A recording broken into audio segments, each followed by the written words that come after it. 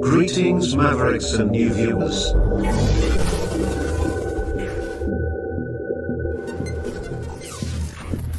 Tonight, direct and live from the Maverick News Network World Studios.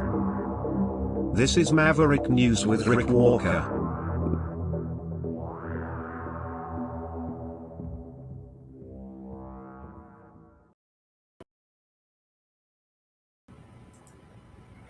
Welcome back, Maverick family, to the Maverick News channel. It is time to at least try to get real. Things are escalating. They are becoming very serious, much more serious than the majority of people realize. The political divide in Canada and the United States is deepening. You want to see what's going on right now? And I have a feature interview tonight with Yaryna from Ukraine, but we're going to save that for a little while. I'm going to bring her on a little later. We have other news out of Ukraine to talk about tonight as well, but look at what is going on right now in New York. Let me get this set for you. I wasn't even planning on to talk about this tonight, but look at what is happening in New York tonight. Here we go. This is live. That has plagued our nation for decades. They invoked 9/11, recycled anti-Muslim tropes, and warned that a Muslim in a position of power. This is a rally threat to our security for Zohran and our Mamdani. democracy. This isn't new, but I'm not alarmed by the rally very dangerous. Don't get me wrong. You have to understand that Islamophobia is not just hate; it's a strategy. But this is a huge crowd. Is a deliberate attempt to marginalize and dehumanize. It is used to cast Muslims as perpetual outsiders. Okay, we're going to come back to this. Bernie Sanders. Is Bernie Sanders going to speak here? Anyway, Zohran Mamdani will no doubt speak. Sanders might be there. I'm not sure.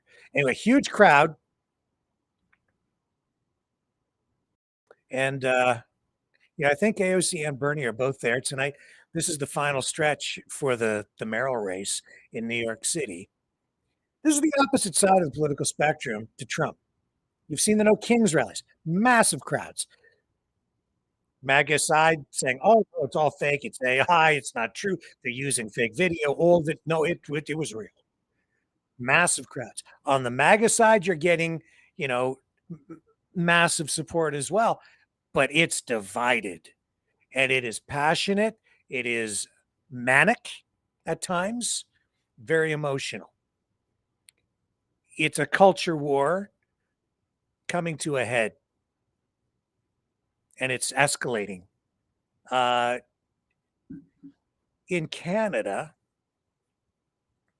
we've seen just this weekend a massive separatist rally in Alberta. 10,000, some people are saying people there.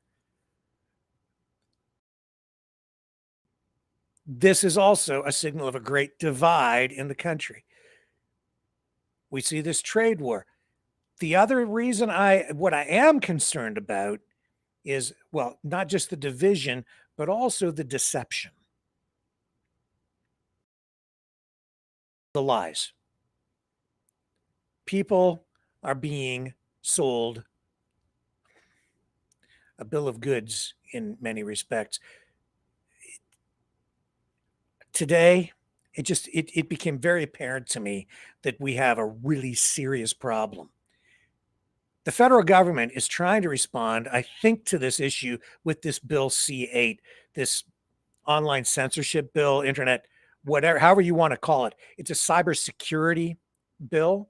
I'm reading it. I have not finished reading it. I've only just started.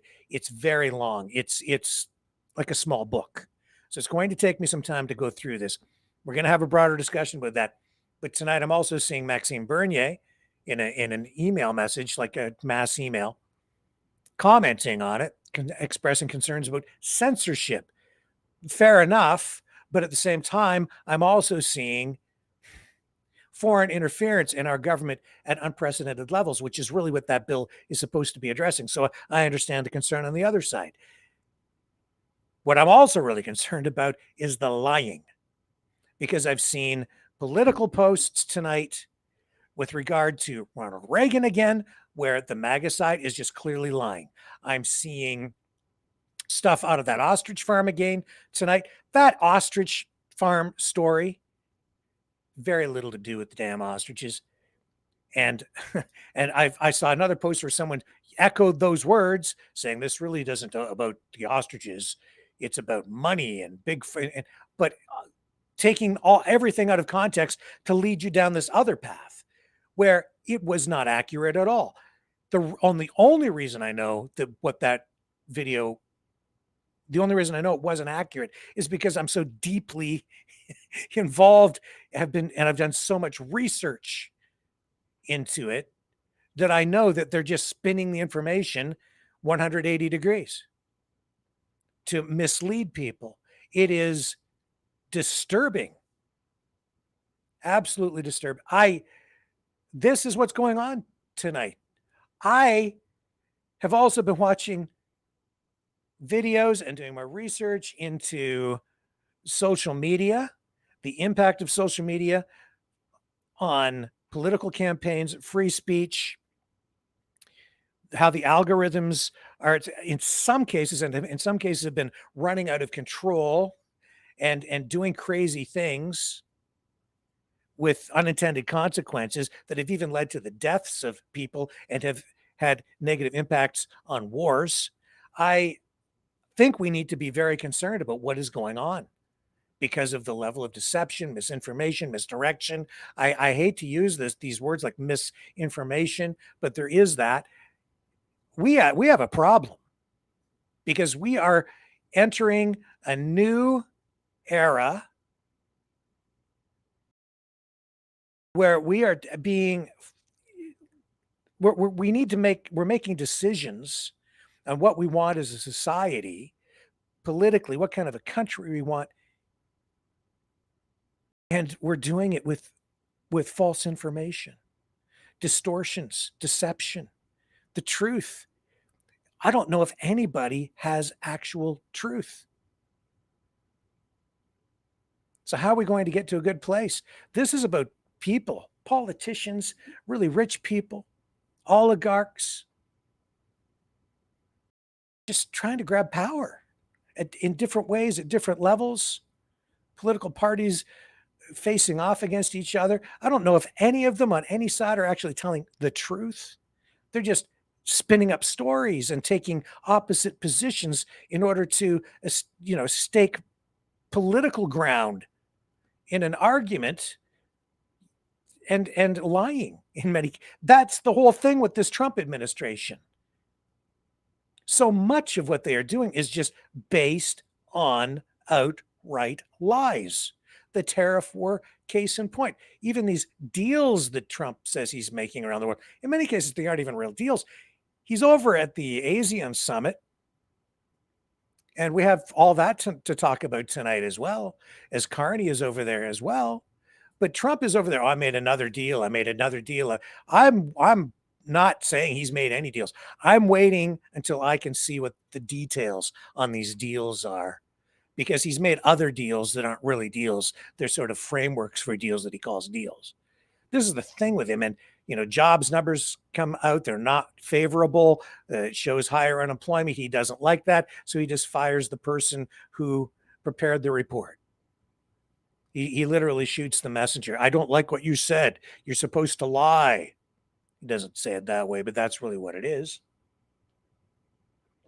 We got a big problem.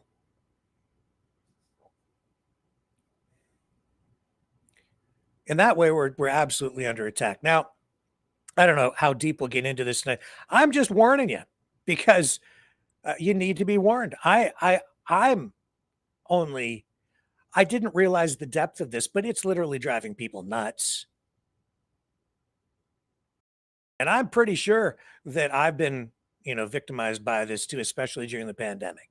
It has. I know now, looking back, that I absolutely was influenced by misdirection, lies, 100%. I was influenced by this systemic attack on our perception at the beginning of the Ukraine war, for sure. I've been, and I'm questioning everything all the time now. How much of what I think is actually true? What is distortion? What is reality? I'm constantly questioning, and I'm trying to get closer to the truth every night. And that's what we're going to continue to do here together tonight as we kind of lay some of this stuff out. I'm just gonna go through tonight's top news stories, but it is manic out there. It's manic in here, in the internet. This is where it's all happening. Out there, you interact with people. There's absolutely manic behavior and mass formation psychosis going on all sides. But in here, this is where the war is being fought, and this is where people's brains are being turned inside out. We'll get into the top stories of the day today when we come back on the other side. And hopefully, just as we just work through the news and the events of the day, and in a way that you're not going to find on mainstream media, hopefully we just get a little bit closer to the truth tonight, or at least become more aware that our brains are under attack. There is a war on for our minds. Brightleaf Innovations is excited to offer our newest investment opportunity, the Turn Easy Bed Storage Solution. Turns with a touch, spins all the way around. Every little thing you need is easy to be found. No more clutter, no more mess on the floor. Just spin it, reach it, you don't search anymore. Turn Easy Bed, spin your world around. Storage made simple, the best you found. Shelves your way, keep the mess away. Charge it, store it, night or day.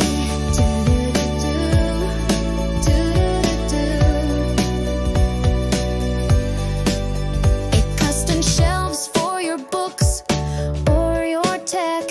Cozy space for your treasures to protect. Built-in power when you need to recharge. Smart design that makes your bedroom feel large. Turn Easy Bed, spin your world around. Storage made simple, the best you found. Shelves your way, keep the mess away. Charge it, store it, night or day.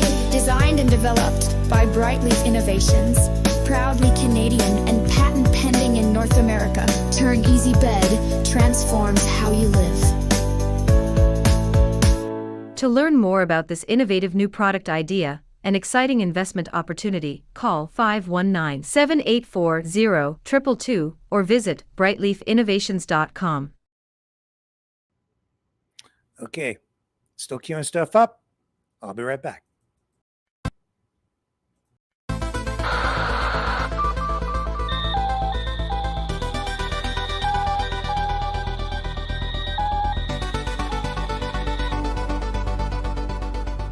Maverick News isn't just a news outlet, it's a community of truth seekers. Your donation at freedomreporters.com fuels our mission to report the stories that mainstream media won't touch. Thank you, Maverick family.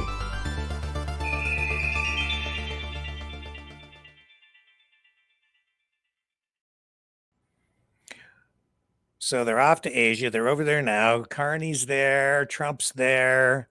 All these world leaders are there. They're making deals. It's the Asian Economic Summit. And here on the Sunday political talk show circuit over at Meet the Press, we see Scott Bessent telling NBC that President Trump basically has a deal with the Chinese. Let's listen in for a moment. And joining me now is Treasury Secretary Scott Bessent, traveling with President Trump in Malaysia. Secretary Bessent, welcome back to Meet the Press. Kristen, good to be with you. Well, it is wonderful to have you. You are there meeting with your Chinese counterparts ahead of President Trump's planned meeting with President Xi of China.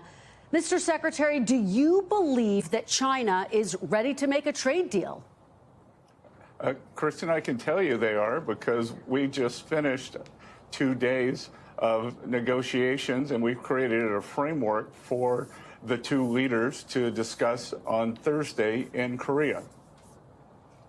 So that's optimism. President Trump had threatened to impose an additional 100% tariffs on China on November 1st if Beijing goes forward with a plan to put restrictions on rare earth minerals, as you know. If China refuses to pull back those restrictions, Mr. Secretary, can you confirm that President Trump will, in fact, impose those 100% tariffs against China? Well, Kristen, I think that's old news. President Trump gave me a great deal of negotiating leverage with the threat of the 100% tariffs on November 1st, and I believe we've reached a very substantial framework that will avoid that and allow us to discuss many other things with the Chinese. I think we will be able to discuss them helping us get this terrible fentanyl crisis under control. I think we are going to be able to discuss substantial soybean and ag purchases for our American farmers. I think we are going to be able to discuss more balanced trade. And, and I'm not going to get ahead of the two leaders, but I think that they will also be discussing President Trump's global peace plan that he's been so successful at, both here in Asia, the Middle East, and now he's looking to Ukraine, Russia. Well, we'll get into the Ukraine-Russia stuff too.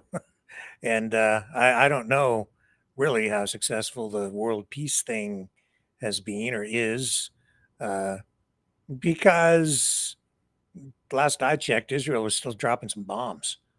So it's all perception, man. It's like perception management. If he says there's peace, even if they're still fighting. Twisted, bizarre. Anyway, Carney also over at the ASEAN Summit. Let me just check over here because I want to go live when we get this Zohran Mamdani up on the stage. Might be a little while yet. Before we get him up there, I want to bring it to you live. Okay. I'm just checking. Okay, no, not yet. There's still introductory speakers in place there. So, Carney, let's go over to Carney. I'll show you first of all what Global is saying here. They're quoting Carney as saying,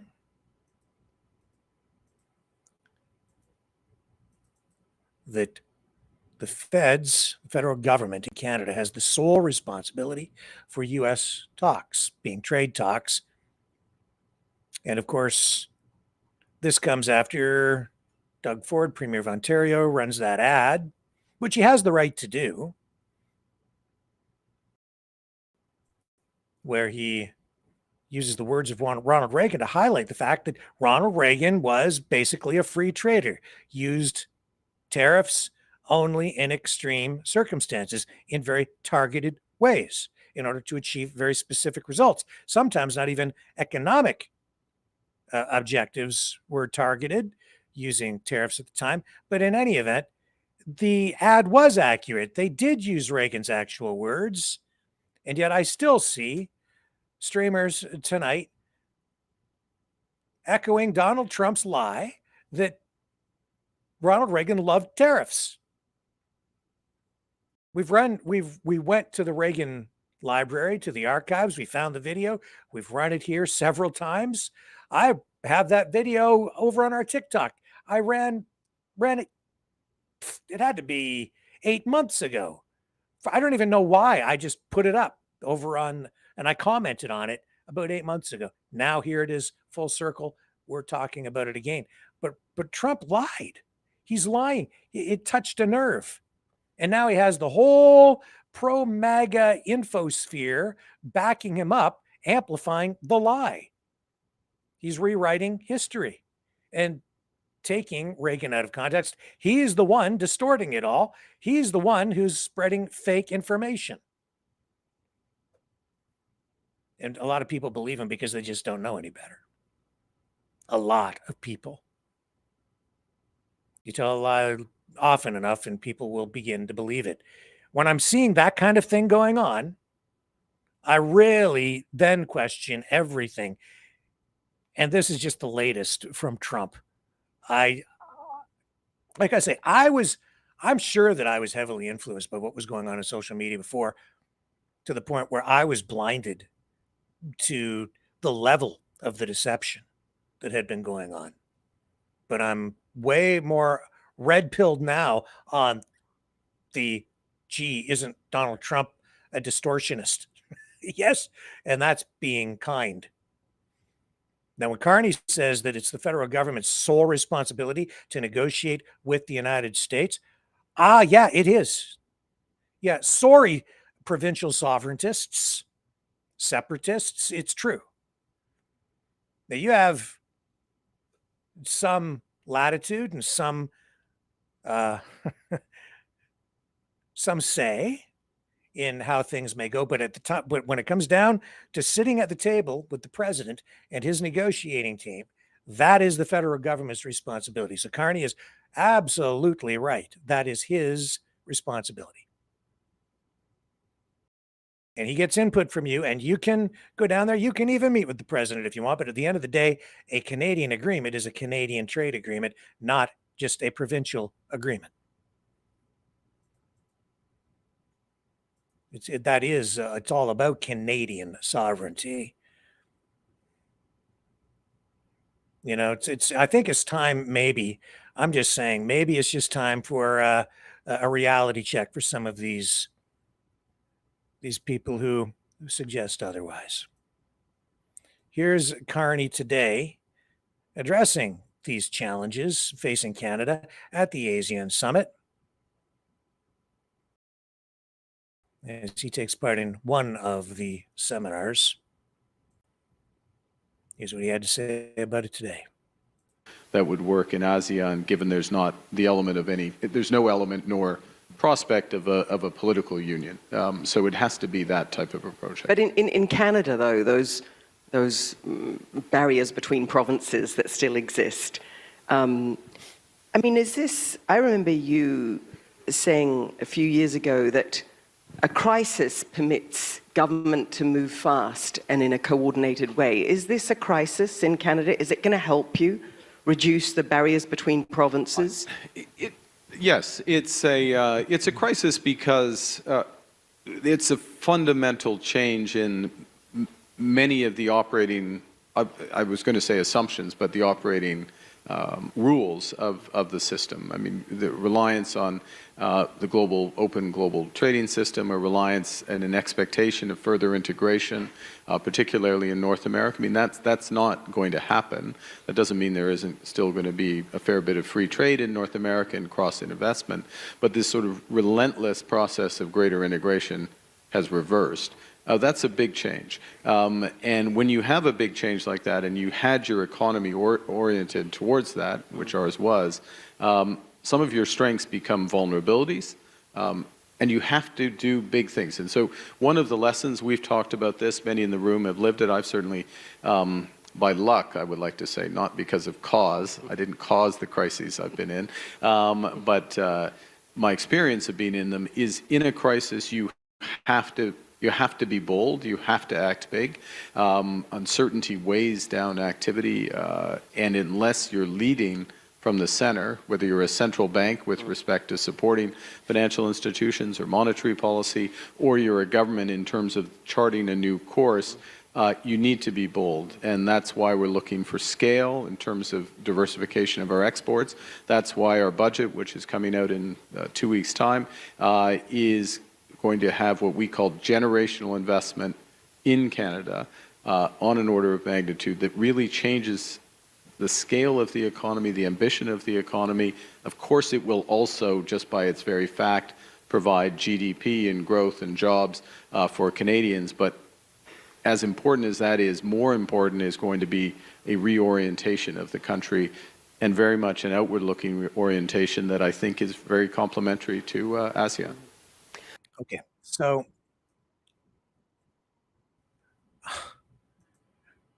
those are complex words, but I think they're true. I think he will deliver on that in the budget, whether the Conservatives support it or take a political opportunity to trigger another election as they try to grab power at a time when I don't think Canadians are really have the appetite for an election. It might happen. And they might be motivated by more than just a quest for power themselves. There might be external forces. And then I pivot back and I think of what I saw earlier today in these clips from this rally out in Alberta where they had a large crowd of separatists. And when I look at where the influence for all of that is coming from, it goes straight back to the White House. That's not organic, and it's funded. That's foreign influence. Then I think of Bill C-8. Then I think of the people trying to undermine that. And are the concerns about censorship and so on real? Yeah, I share those concerns. I don't like censorship either. At the same time, I don't like foreign influence in our politics, especially when it comes from our greatest ally, who is an ally that is threatening our sovereignty, a president who is insulting us every day by saying that we should become the 51st state, not respecting our sovereignty. Well, we have some premiers saying that they need more sovereignty. They need to be independent. And that's a lie, because they'll just end up being swallowed up. Or they'll end up freeloading off the rest of Canada for things like defense. Well, they don't provide their own defense. It's nonsensical, but appealing when people are promised a tax break or the gasoline is going to be 60 cents a liter. Good luck. Beware politicians as they speak with forked tongues, especially those who push dollar bills into their back pockets or cryptocurrency where it can't be traced.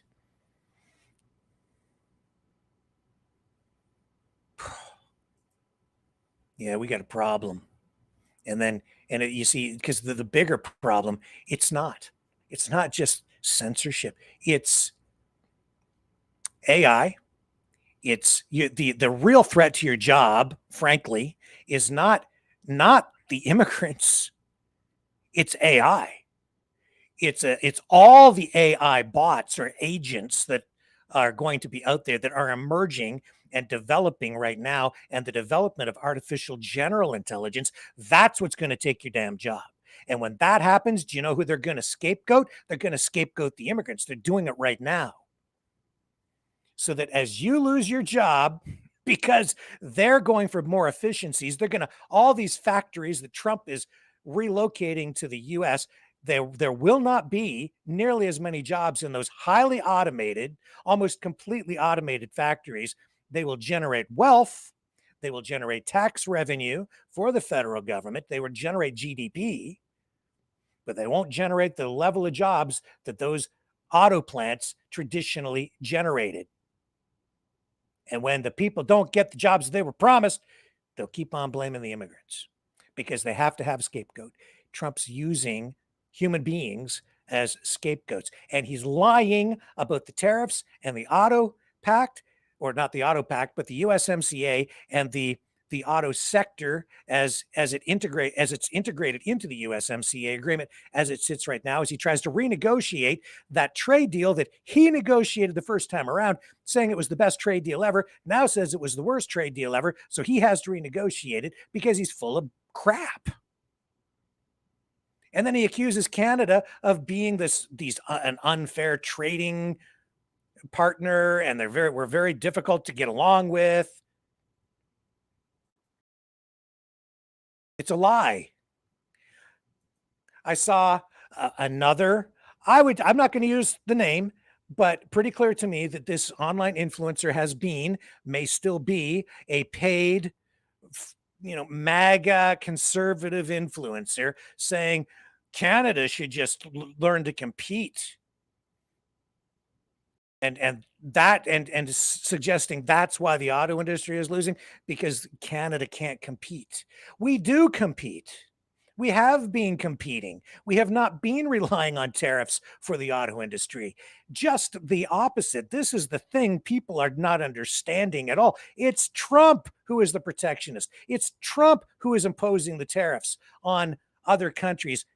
They're the best U.S. trading partners, especially Canada, because he just wants to take that productivity, not even the jobs, the productivity, and bring that back to the state in more automated U.S. auto plants. And there will be some jobs, to be sure. That's why the UAW, or, in the States, is so excited about it, of course. But it's not Canada. You need to understand that the USMCA established a fundamentally tariff-free trading relationship back in 2018 for qualifying automotive goods between the US and Canada. It built directly on NAFTA's, the North American Free Trade Agreement's already low tariff auto provisions. And that was all designed to foster integrated North American supply chains with zero duties on vehicles and parts that met and continue to meet the agreement's rules of origin, ROO. That's what they referred to it as. It's like they had 75% regional value content, RVC, for vehicles, 40 to 45% labor value content from high wage, $16 an hour facilities. There were all these other kind of things built into it, but it was all designed to create basically a tariff-free trading arrangement or relationship between the three countries. There's been no tariffs in the auto industry to speak of, especially since the USMCA. Canada has not been surviving because of tariffs.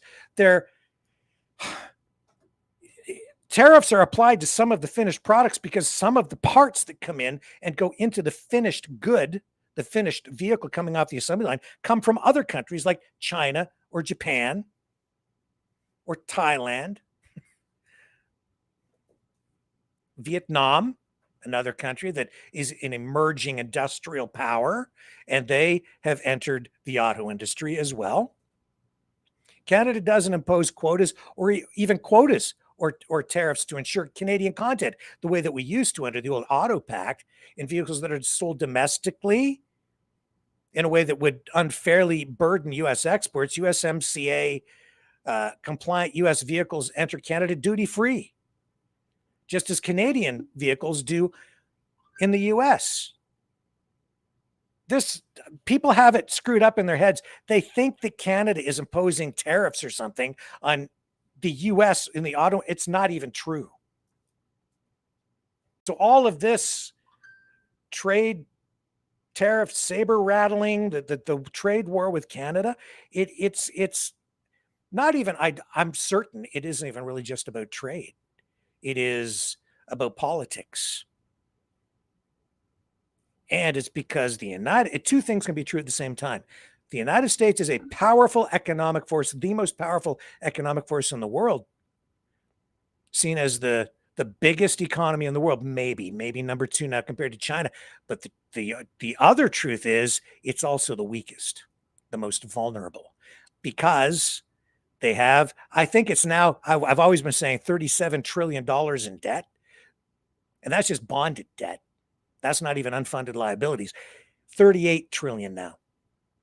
$38 trillion in debt. Why do you think they've got their sights set on Alberta, all you separatists? You think you're going to get rich? That the wealthy U.S. oligarchs that come up there and invest in your your oil industry, that they're going to share the wealth with you, and you're all going to be automatically rich? I don't think universal health care is top of mind for Donald Trump and his rich friends.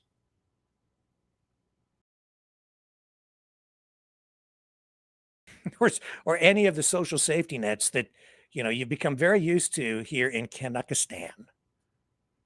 And I see some of these people running out to the ostrich farm to shore up support for the U.S.-backed political campaign out there to disrupt everything. And I see a lot of I know some of these people personally, and I know that they get a Canadian government check every month, essentially free money, while they complain that they don't get enough support.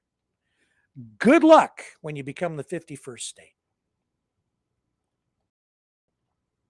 Whiners. Get a job. Frig. I don't get a government check every month.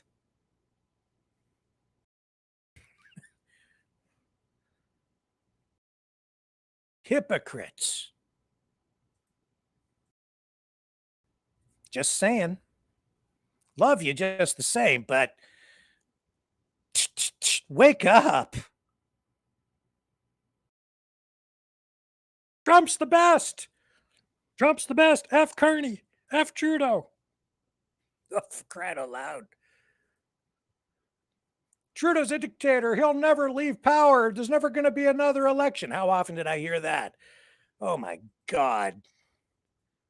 Yeah, is that true? No, it didn't turn out to be true. Not true at all. In fact, I can show you. Want to know what Justin Trudeau's doing now? He's hanging out. He's got himself a new main squeeze. Katie. Happy birthday to you. Yeah, it's official now as of yesterday. They've gone out public. Oh, yeah, there's his new woman. Sophie Gregoire Trudeau. Eat your heart out. Justin has got himself a new woman. Katie, happy birthday! Happy birthday! Joyeux anniversaire, Katie! Holly weird. That's okay. Congratulations, Justin. I'm glad you're happy. What's he got to be sad about? He's free of you. Free of me. Free of his responsibility. Free of walking into, like, I didn't see anybody standing around there with F. Trudeau flags going, F. Trudeau. No, he's going out with Katy Perry on the town. That's your dictator who was never going to leave power. Oh, man. Yeah, he left. He stepped aside. Now you've got Kearney. And God help us. I mean, he's a smart guy. He's more conservative than Poilievre. Oh, Rick, you're a liberal. Shut the F up. I want results. I want somebody to deliver for the people, whoever that is, whether it's Poilievre, Maxime Bernier, or Cardi. I don't really freaking care. Just take care of people, take care of the jobs, take care of the economy, and put Trump in his place, for Christ's sake. Doug Ford, he's causing all the problems. No, man. No, one guy and his team, they're causing the frickin' problems. Wake up and shut up if you can't say something productive. I'm kind of to that point. Oh, free speech. Yeah, you've had lots of free speech. Now say something worthwhile and quit lying, because you're not helping. We got to get those guys out of there no matter what. Really? Yeah. Okay. Well, I don't think so, because trading one set of lies for another set of lies is just getting you more lies and get you more trouble. That's not a solution to anything. And a lot of people are scared. I mean, really, a lot of people are scared. Justifiably so, because a lot of what's going on is horrific. And it's an absolute assault on our freedoms every single frickin' day. This is also why it's like, holy crap, I can't believe that some of this stuff is being said. I can't believe people are supporting blindly what Trump is doing. You're worried about Bill C-8 and the Canadian government taking steps to, fortify the security for online banking. you're worried about that same bill and the censorship that it might impose. I haven't read it, so I don't know exactly what the circumstances would be for them to justifiably use the thing. Are we running on all channels? Yes, we are. Good. Okay, I'm just checking. So I'm going to read it. I'm seeing, sort of a lot of the people are anti-liberal, anti-government, whatever, coming out heavily criticizing it and ramping up the fear again, the fear, uncertainty, and doubt. But when I'm looking around, you know what I see as the greater threat? I see artificial intelligence, the way that's going to be used by these rich oligarchs who are controlling everything, especially on the US side. I see them throwing a crumb, maybe to Kevin O'Leary and some people around him, as they look to build an AI research facility of some kind in Alberta. So that's Trump again and his friends looking to invest in that. They need a lot of energy for that. They've been talking about that. That's a real thing. Within weeks, you're going to see one of the biggest free handouts in human history in a very inhumane or very artificial way, as Trump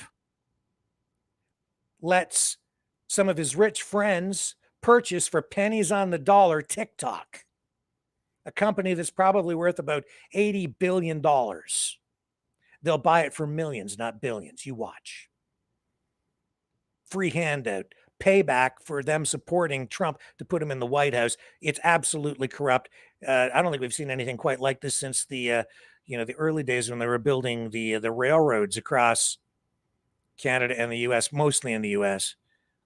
Go back, look at your history on that. And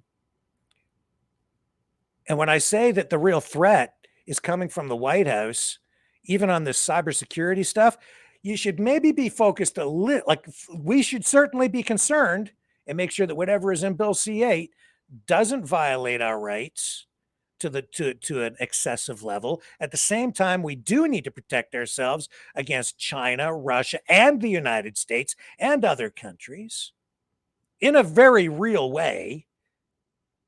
And the government doesn't talk about the threat from the United States because it's just politically too sensitive. And it might trigger an actual invasion at this point. So just back the hell off of that one. But be aware. I'll tell you about it. I will.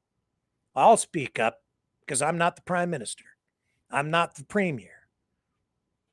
But I see what's really going on. And I also see what's really going on because I see this. You're worried about Bill C-8? Maybe you better be careful, worried about them using facial recognition after they take your picture when you cross the border into the US. Oh, 15-minute cities. How about a freaking international tracking system so that you can't make a move? They're going to know everything you do, everywhere you go. This is Chinese-style surveillance for sure, communist-style surveillance. Who's doing it to you? Is that Mark Carney? No. Is that the Canadian government? No. Is that China? No. That is the US of A, my friends. US to photograph Canadian travelers when they enter and exit at all land borders and airports. They're going to take your photo. They're going to put that into a database. They're going to use facial recognition, and everywhere you go, they're going to monitor this. And you know how they're going to do it? Through the internet. And then you're worried about Bill C-8 monitoring, using that to censor you in some way. You know what? Maybe the Canadian government is actually trying to look out for you. I don't know. I haven't read the bill in full yet. But the main thrust of that bill, I know, is to counterbalance foreign influence and foreign use of the internet, so that they can't influence our elections, so that they can't inject false information in some way, in a way that might destabilize or overthrow our government. And maybe, just maybe, it's because some people have the foresight to be concerned about facial recognition and tracking of every Canadian citizen, even within Canada, if they're using the internet to tap into security cameras and monitor where you go, because it's a foreign government and we can't really do anything to circumvent or reprimand or hold to account foreign governments when they're doing those things to us using cyber surveillance, hacking into our systems. We were worried about Huawei and China coming here and getting involved in our systems, cell phones from Huawei, cell phone systems, cell phone towers. No, can't let China get in here and do that.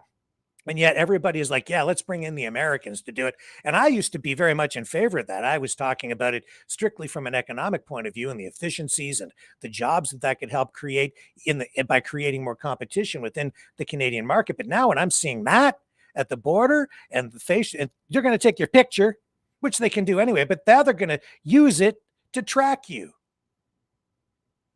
If they're providing infrastructure up here, U.S. companies, they control it. They can control all that. And there's not a whole lot the Canadian government could actually ever do to regulate it. That's why Trump went after the social media tariffs and the taxes. He complained about that, remember? Because he wants those social media companies and digital infiltration within Canada to be happening in a really serious way up here. Because they are interfering in foreign elections right now in other countries around the world. And they're even influencing what's going on over in Europe. And they're doing it through the internet. And the United States wants to dominate in AI. They want to dominate on the information superhighway. They want to dominate social media. That's why it's like, China, you can keep TikTok, but you got to sell it to us. So we get to control it. So you get to keep TikTok, but it's going to be American, owned by Americans, for Americans, so we can dominate the world. Wake up. New World Order, Rick WEF. You've all Noah Harari. I'm going to run clips of him in the nights ahead because everybody thinks that he's evil because he wants to integrate everybody and make everybody transhuman, and he wants to bring AI, and he's the evil guy. Do you ever read him? You ever actually watch his videos in full, not taken out of context the way that they are from the fear mongers who play his stuff in little short snippets on the internet? He's actually telling you just the opposite. He's telling you that the AI future is something we really need to be concerned about. We really need to regulate it. He's smart enough to know that there's nothing we can do really to stop it because the rich oligarchs who control these companies, they're pushing ahead with it. And every company, every country is basically in an information arms race right now, an AI arms race. And they can't stop because if they stop, they're worried the other guy will keep on working at the technology and they're going to dominate. And it's here now. And he's been trying to warn us about it. And you know who's trying to not make you not listen to that guy? People like Donald Trump, the MAGA group. Don't listen to him. He's evil. And they play you clips. You hate the guy, so you don't listen to what he has to say. You don't really get his message. I've seen clips of him edited, taken completely twisted around and out of context, while Trump sits there and says that Ronald Reagan loved tariffs. This is the mind F. New World Order? Oh, yeah. Trump's it. With Putin, with Xi. He says he wants to go to war. He doesn't want to go to war with China. He wants to make a deal with China. He's concerned. A story today on RT. Trump is ramping things up to put pressure on Venezuela to minimize or to address growing influence of Russia and China in Venezuela was the story. True, because they're carving the world up into spheres of influence. So Russia, China, they're not supposed to be in Venezuela. So he's making it clear, we're not going to tolerate that. But Vladimir Putin is like, well, okay, but we get Ukraine. And Trump is like, yeah, you know what? Hands off, but do what you want over there. See, the deal is they don't control each other. He can sell arms to Ukraine. Putin doesn't care. He doesn't care about the people. He's just killing people to get what he wants anyway, probably depopulating people in that way, if you want to look at it like that. But he gets that if he can take it. But it's up to him. If you have a country that's powerful enough, you get to take what you can take. You get whatever you can take. And that's what Trump is doing too. He wants to take, because the U.S. is $38 trillion in debt. They're in trouble. The U.S. dollar, the world reserve currency, it's vulnerable. It's sinking. He knows it. He needs a way to prop it up. He needs more resources. He needs the critical minerals. He needs not just the oil in Canada. Albertans, you want to know what he really wants? The oil and the gold. The gold. China's basically putting itself back on the gold standard. They've been buying up gold to shore up their currency. The United States doesn't have gold anymore. Canada doesn't have gold anymore. We've been on a fiat currency propped up by purchases of gold through the Middle East. That's why the U.S. is still involved in the Middle East. They're propping up the currency with their military and the arrangement where the U.S. provides protection for countries like Qatar, Saudi Arabia with the military, Israel, but in exchange, those countries buy oil using U.S. dollars. So they didn't need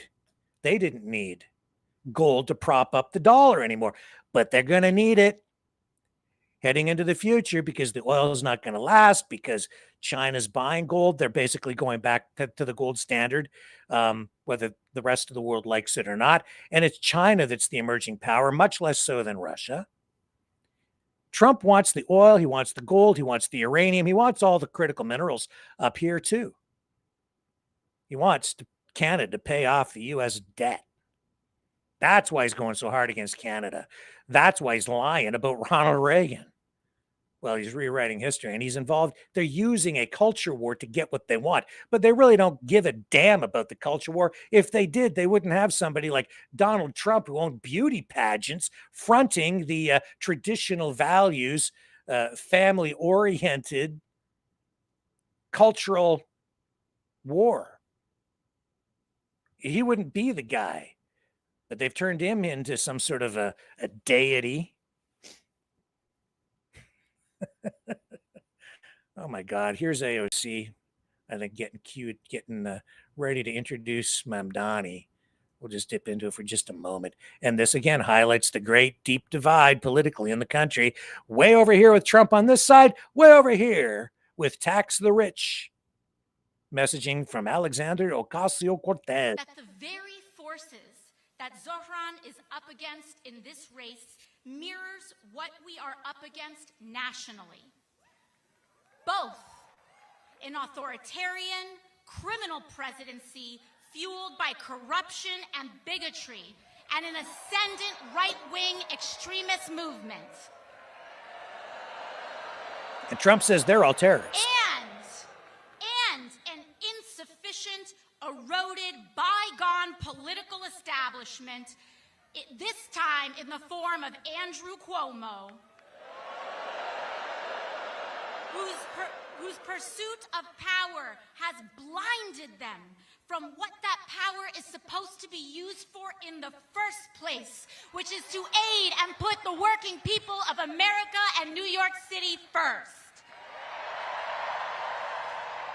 And Queens, both of these challenges are fueled and funded by the same billionaire class whose apparent greatest fear is an equitable, affordable, and prosperous nation and city for all, not just the very few. But we have been here before as a city and a country, and we have won before, and we will win again on November 4th. Because Queens, it has always been in our nation's darkest chapters that our brightest lights emerge. And we, each and every one of us, whether we like it or not, are living history today. From our nation's beginning, American democracy has always reflected the struggle between humanity's highest and lowest natures, between subjects and citizens, the Confederacy and the Union, freedom and bondage, labor and capital rights and regimes. And it is no different today. The struggle of our time today is the single most unjust concentration of wealth in the hands of the very few, unseen in our nation's history and the world's history. And she has a point, because as she's speaking, and we are all being emotionally manipulated so that we go out into the streets and involve ourselves in some sort of a culture war at each other's throats, Jews against Muslims, Christians against, I don't know, everybody else. Like, I don't know. Deport the people from India. And, risk getting ourselves into a Civil War bloodbath. Jeff Bezos blasts off in his giant flying dildo. And we all order for everything off Amazon because it comes right to our front door. How convenient, but what a price to pay. And people are afraid. As a result, some people are so afraid they're actually leaving the country. Like, I mean, literally leaving the country. Like this guy. Yeah, just came across this just before we came on tonight. Well, here we are. It's Friday, and we are just literally minutes away from the border to Canada as we flee the U.S. Who would have thought at age 60 that this would be our day and our plan and our actions? And I know fleeing sounds dramatic and like something from a movie, but it's really true. We just feel so scrutinized and so silenced and so being portrayed as enemies within and being portrayed as domestic terrorists because we're standing up for what we believe in this country and what we believe is being violated and is going into an authoritarian regime, and is in it actually, and has been since he hit the ground running in January, the day he was inaugurated. It's really frightening, and it's really unsettling, and there's just no peace in that the folks that follow him and voted for him are just being barraged with this indoctrination by this cult of personality to believe through just repeated messaging that Democrats are the enemy within, his words, that all Democrats across the board are domestic terrorists, again, his words, that this straw man that they're building with Antifa to give them something to be outraged about, that they feel they need to take up some sort of vigilantism to seek out and seek retribution on their own. It goes both ways. It's just whipping up this frenzy of hatred, just like 80 years ago in Germany in the 40s, when the authoritarian regime there and their leader were messaging out the same things about how races within their country were the enemy within, were animals, were rats that needed to be exterminated. Just like this guy said a few weeks ago that Democrats were just a bug on our shoulder that just needs to be squashed and swatted away. there's so many parallels in history that are being seen all over again.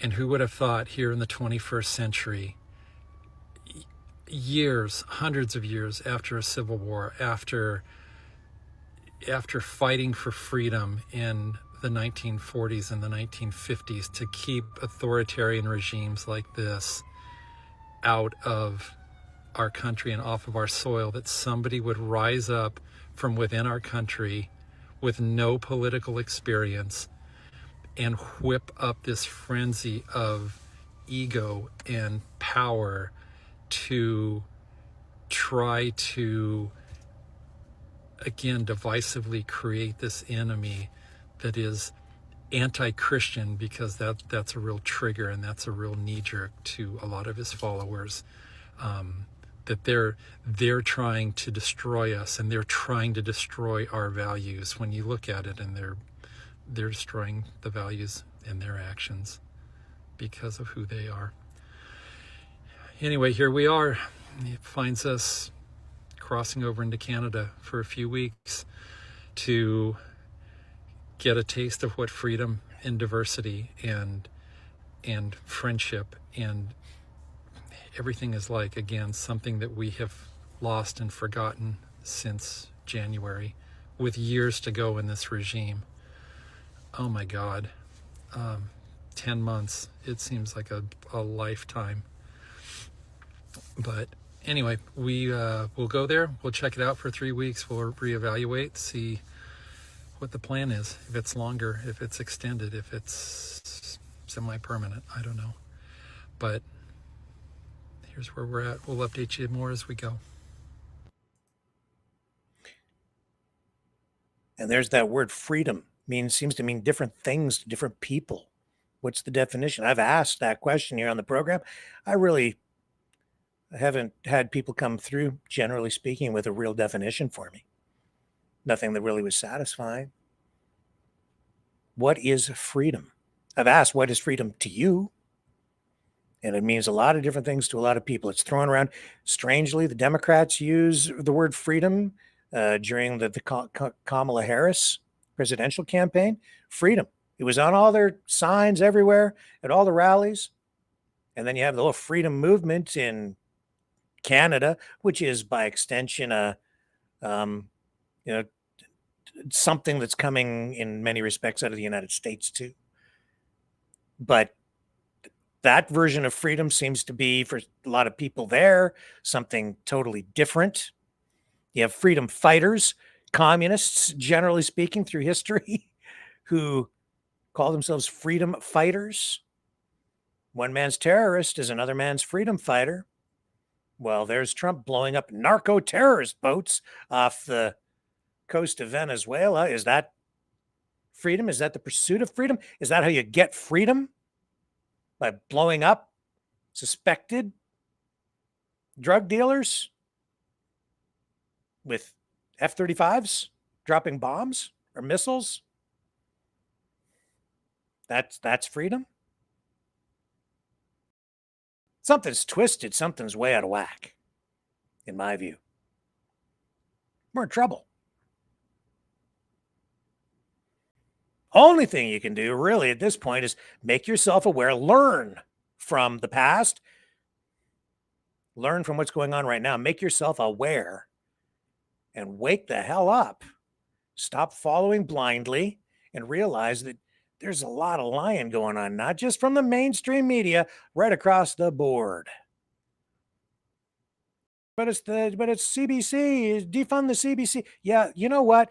Maybe start asking some questions about the people who keep saying defund the CBC too. Because if they're saying defund the CBC, do they really believe in free speech? If they want to silence the mainstream media, just shut them up, are they really in favor of free speech? Doesn't quite jive. Level the playing field, sure. But silence those other journalists completely?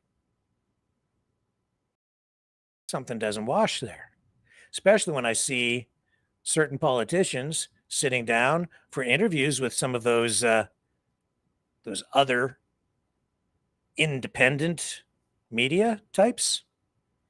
Let's go over to Bernie Sanders. He's just beginning his speech over there at the Zohran Mamdani Rally. This is the other side of the equation. Bring up the audio. Here we go. Whoa! And let me thank the people of New York for sending Alexandria to the U.S. Congress. She is not only one of the great members of Congress, she is inspiring working people and young people all across the country. Thank you, New York. Now, everybody knows that a New York City mayor's race attracts a lot of attention. That's not new. It's the largest city in the country. You got 8 million people. Everybody is interested. Audio seems a little low. Here. But this mayor's race, my friends, is different.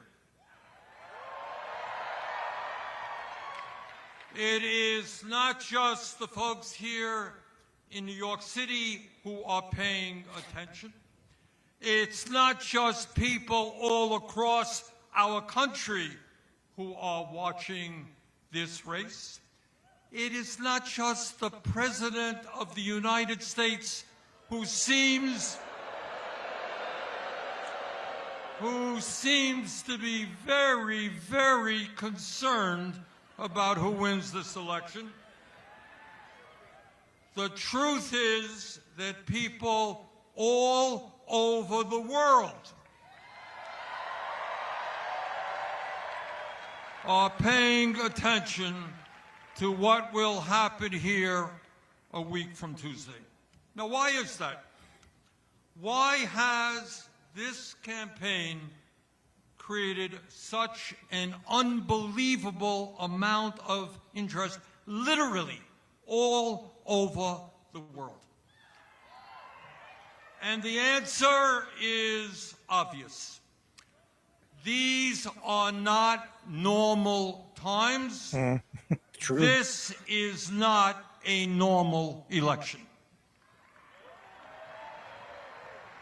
This election takes place at a moment in American history when we have a rigged economy with more income and wealth inequality than we have ever had in the history of our country.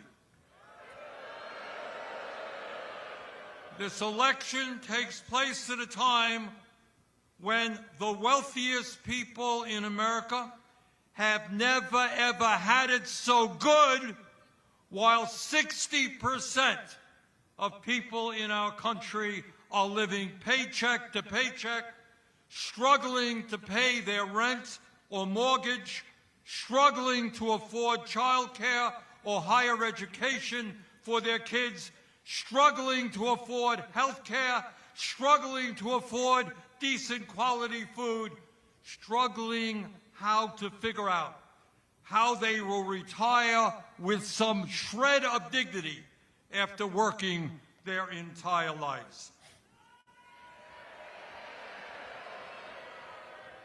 This election takes place when the United States of America, the wealthiest country in the history of the world, has one of the highest rates of childhood poverty and senior poverty of almost any nation. And when in this rich country, 800,000 Americans, including many veterans, are homeless. This election takes place at a time when we have a president who has given $1 trillion in tax breaks to the top 1%, has given $900 billion in tax breaks to the largest corporations in our country.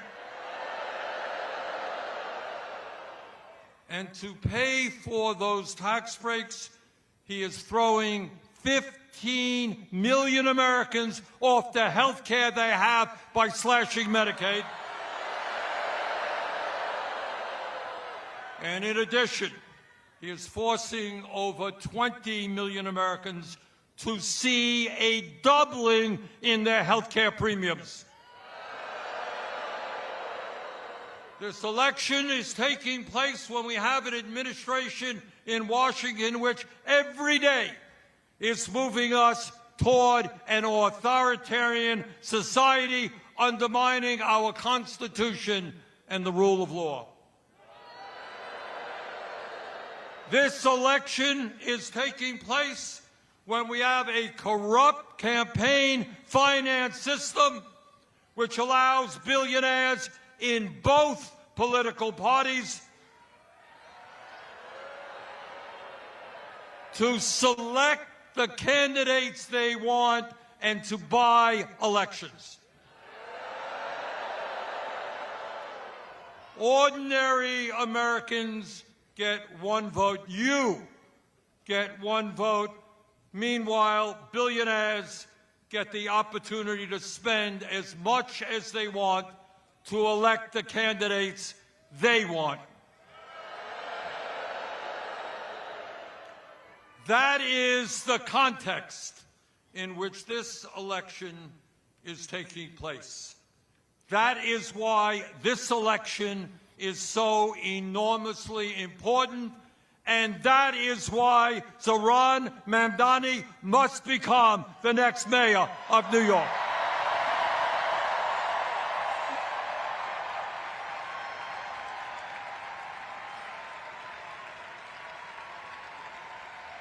New York must have a mayor who represents the working families of this city, not the billionaire class.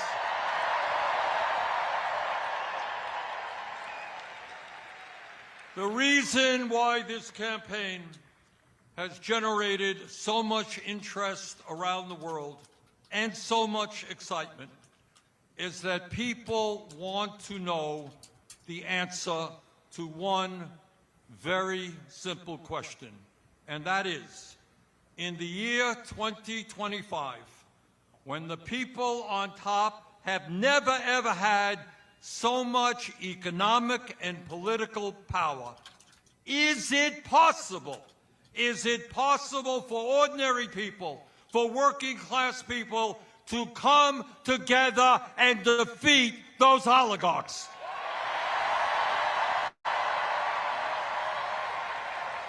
You're damn right we can.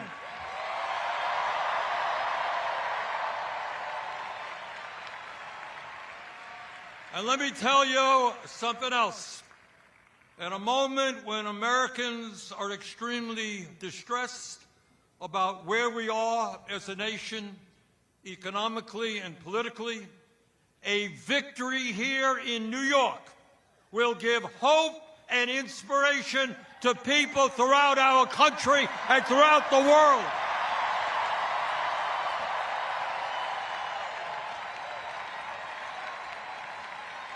That is what this election is about. And that is why Donald Trump is paying attention to this election.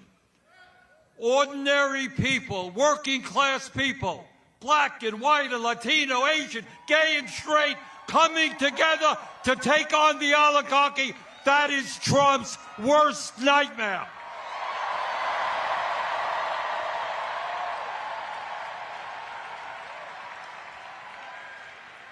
And what Trump and his oligarchic friends know, that if New Yorkers come together and elect Zohran, we can do that from California to Maine. We can defeat the oligarchy.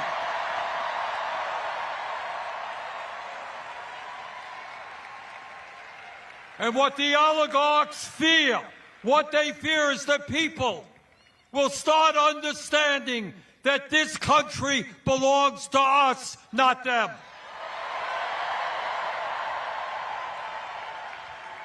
And all over the country, when people are inspired, when people are standing up to power, they will ask some very simple questions.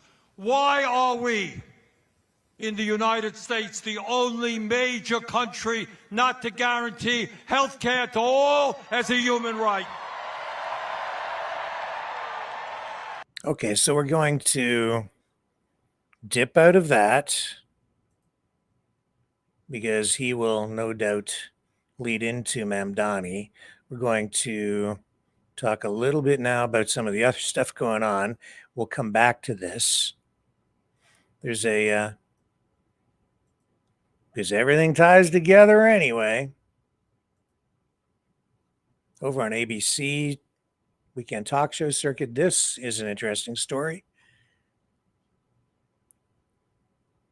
Never before published notes from Mike Pence, Trump's former vice president, reveal some shocking statements from Trump, chronicled in a book called Retribution by Jonathan Caro. Talks about it over on ABC today. Let me bring this up. I'll show you. Again, this highlights the divide in the country as we continue to take the political temperature of the USA. And I took a lot of heat for this one, but I only mean it in the proper way. For those who have been wronged and betrayed, of which there are many people out there that have been wronged and betrayed, I am your retribution. That was candidate Donald Trump launching his re-election campaign in 2023 with his signature theme. And this week, the brand new book, Retribution, Donald Trump and the Campaign That Changed America, comes out, written by our This Week co-anchor, Jonathan Caro. The book has fascinating new details about Trump's historic political comeback and what he has done since. And we asked John about that makeover of the White House. The East Wing has been demolished before our eyes. This after paving over of a big section of the Rose Garden, all the changes he's done to the colonnade, to the Oval Office, all the gold in the cabinet room. He is transforming the physical property of the White House complex, but he's also transforming the country. Think about what he has done in terms of the power of the presidency this time around. He has come in, he has used executive orders beyond anybody's wildest imaginations. Congress is largely irrelevant to Trump in the second term, even though it's a Republican Congress. And your book obviously is titled Retribution. What part does retribution play in his overall approach to being president this time? Retribution is central to what Trump is doing. And I trace through his rise from leaving the White House, in many ways a pariah, even to leaders in the Republican Party, and how he came back, fending off all those criminal investigations, all the indictments, the trial in New York. He faced a presidential campaign where he was either going to win and become arguably the most powerful president of our lifetime, or he was going to lose and face the very real possibility of going to jail. That experience of facing that down, of sitting in that courtroom in New York, of fending off those indictments in those three other jurisdictions, made him hell-bent on revenge if he was going to get back. You talk about the investigation. Certainly there was one into January 6th. You got a fascinating document that will go down in history for sure. Mike Pence's notes, handwritten notes, that he took in the morning of January 6th about his phone call with Donald Trump. Remember, Donald Trump was trying to get him to overturn the presidential election. And he recounts what Trump says in the conversation and what he says in the conversation. And Trump says at one point, according to the notes, I made a big mistake 5 years ago when I chose you as my running mate. And by the way, there's one thing. If you zoom in on the notes, you see what looks like a sad face or an angry face emoji. And that's where he writes that Trump said, you listened to the wrong people. And Pence writes, says back, according to his notes, I listened to my heart and my mind. John, when you talk about retribution, also, it's not just retribution that you've reported on, that you've seen, that we've all seen. And one thing that sticks in my mind a lot, you talked to Steve Bannon about this and have some new reporting on this, is the meeting between Donald Trump and J.D. Vance and Marco Rubio was in the room and others, and President Zelensky from Ukraine. Steve Bannon had a conversation with him just before that meeting. Yeah, this is fascinating. Of course, one of the most extraordinary meetings we ever saw in the Oval Office between a president and a foreign leader, really any meeting of any kind. What I learned is before that, earlier in the week, Donald Trump was having a meeting with his top national security people. They were going to sign a minerals deal, a natural resources deal, where Ukraine was going to share its natural resources with the United States as payment for helping fend off the Russian invasion. But look, Trump was not happy with Zelensky and not happy with where his national security team was going on this. So he asks his national security advisor to get Steve Bannon on the phone. Bannon, for the next half hour, is basically lecturing Trump's national security team about Zelensky. He calls him that punk. If you sign this agreement with Zelensky, that punk is going to want security guarantees. I don't like it. I don't like it. And, you know, Trump is kind of egging him on and having him say all of this. And then, of course, days later, we saw what happened in the Oval Office with Trump and Zelensky. I want to talk a little bit more about where Donald Trump goes from here. Where does he go with his retribution now? Look, Donald Trump is already the most consequential president of my lifetime. He has amassed power by being, first of all, the sole voice of the Republican Party, and there is no real opposition within the party. And he's empowered by an immunity decision by the Supreme Court. He feels that he can do anything, and the focus of his attention in almost everything he does is getting even, getting retribution. So I think there's a lot more to go, but Trump is going to go one by one after the people that he perceives as his enemies. Can he sustain this for 3+ more years? Can he sustain this sort of energy that he derives from this retribution? There are many things that are surprising about Donald Trump. I mean, to me, one is just his energy. I mean, the guy almost never sleeps. I recount in the book talking to him on the phone, sometimes before 7 in the morning, sometimes after 10 at night, and I know he's talking to people between those two times. He has this boundless energy for a guy who is in his late 70s that is frankly remarkable, and I don't think he is going to slow down as long as he is physically able to continue. He wants to change things. He wants to make a mark far beyond that whatever he did in his first term. Our thanks to John Carl. Wow. His book, Retribution, is out on Tuesday. Wow. Unprecedented power.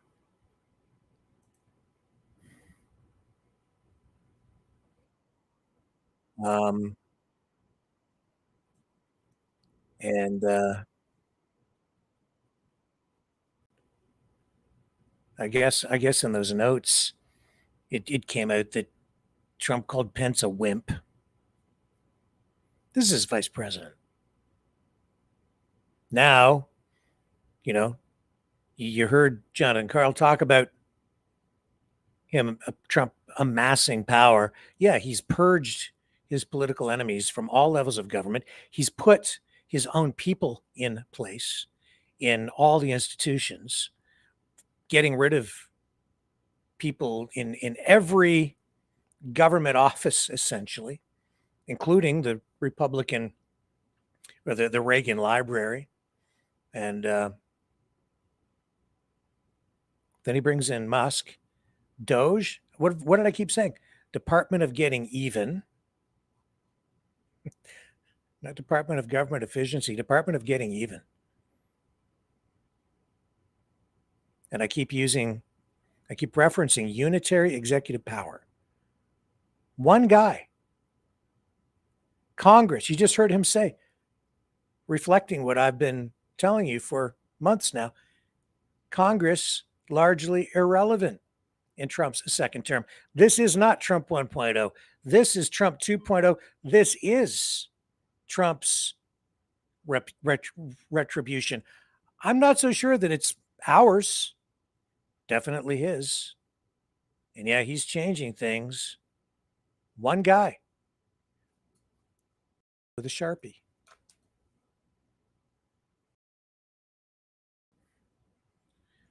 I'm glad we don't have anyone in Canada with that kind of power. The Prime Minister does not have that. The Prime Minister gets a vote in the House of Commons. If you don't believe me, you need to learn a little bit more about civics.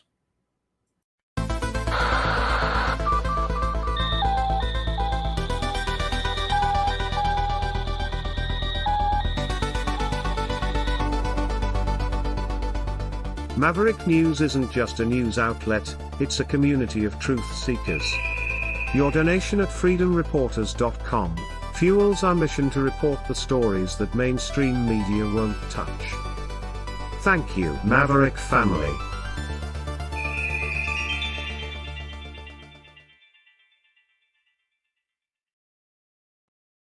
Bernie Sanders still speaking at the Mamdani rally. We'll dip back into it later. I haven't seen anything on this scale from Cuomo, who has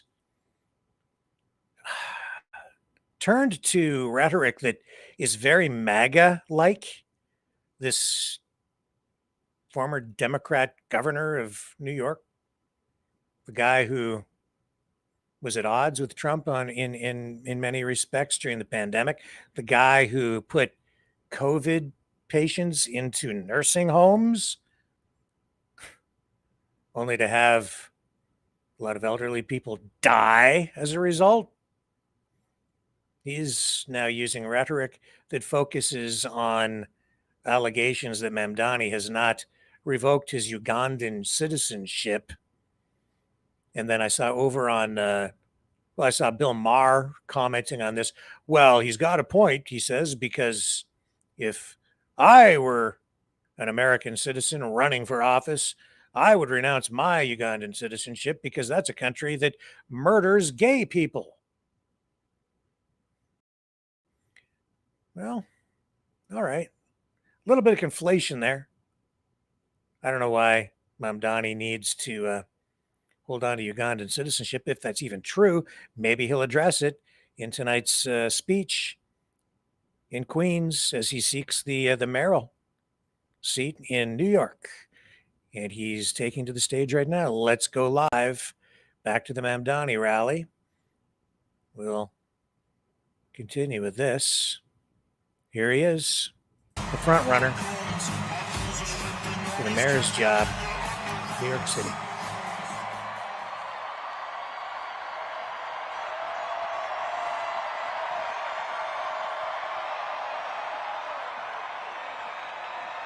Some say communist, others say social democrat.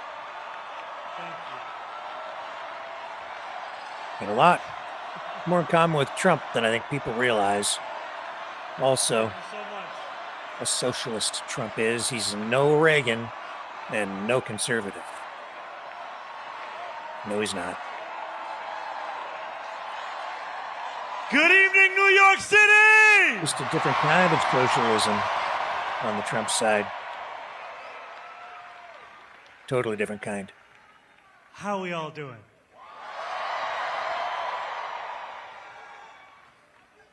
Habibi, how are you?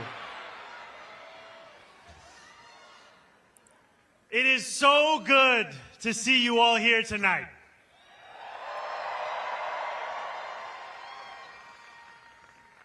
Now, as you know, a politician is only as good as the team around them. So I have to ask that team to start up this teleprompter. Because right now, it's off the top of the dome.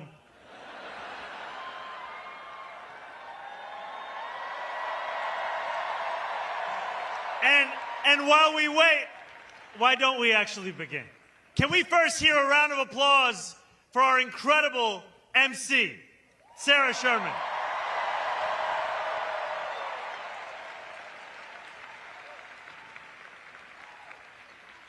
Can we hear it for the elected officials, the labor leaders, and the New Yorkers who have joined us this evening?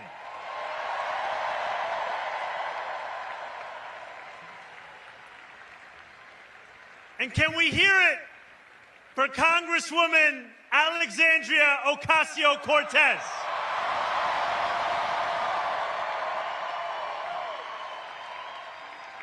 Very good.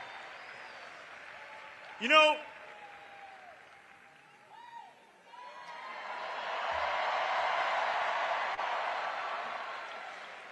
there are many things one can say about our congresswoman, but I want to tell you a story about 2021. When we went on a 15-day hunger strike and won $450 million in debt relief for working-class taxi drivers. The Congresswoman was there with us on that picket line. She was there with us on the phone after everyone else had gone home. And she was there with us again in the primary of this election. And that's because she's there for working people. And now we are just getting started. And let's please make some noise for Senator Bernie Sanders.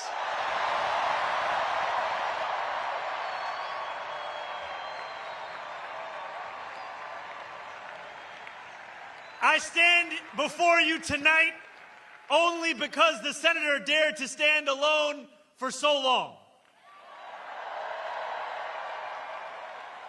I speak the language of democratic socialism only because he spoke it first.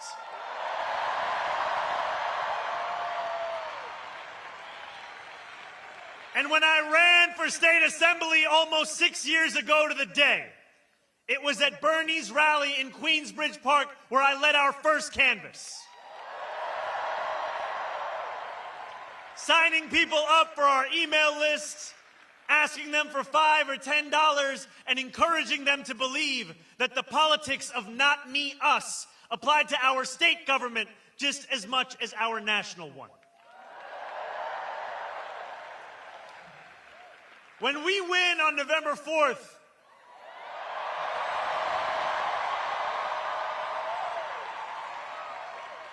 and then govern from City Hall with dignity as the foundation of our politics, it will be because of the movement that Bernie built.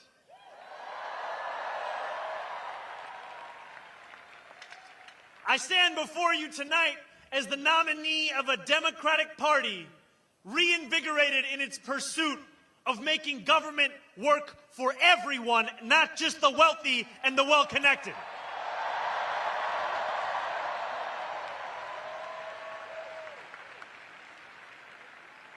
Looking out at more than 13,000 of you here in Forest Hill Stadium,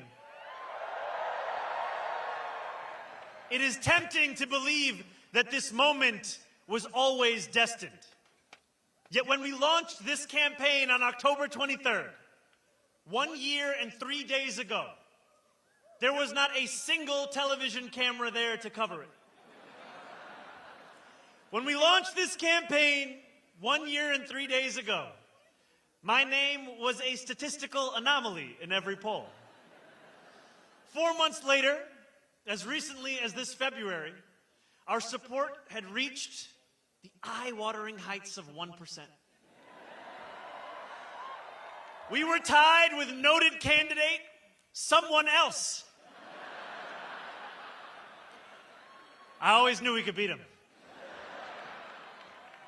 When we launched this campaign 1 year and 3 days ago, the political world did not pay it much attention because we were looking to build a movement that reflected the city as it actually is, not just the one that political consultants think exists on a spreadsheet.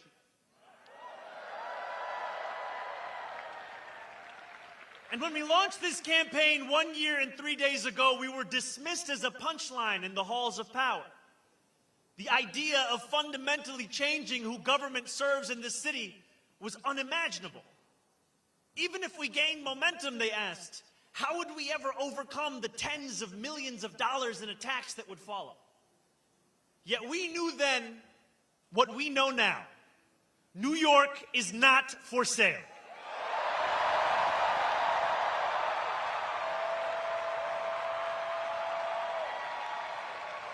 As young people showed up in record numbers, as immigrants saw themselves in the politics of their city, As seniors, once skeptical, dared to dream again. We spoke with one voice. New York is not for sale. And now, as we stand on the precipice of taking this city back from corrupt politicians and the billionaires that fund them, let our words ring out so loud tonight that Andrew Cuomo can hear them in his $8,000 a month apartment.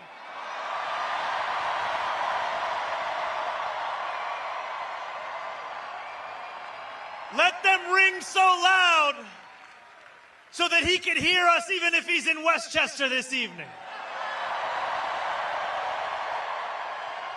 Let them ring so loud that his puppet master in the White House hears us.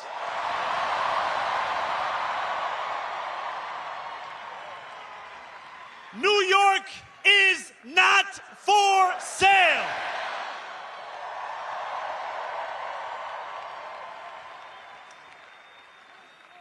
"13 days after we announced our candidacy, Donald Trump won the presidency once again.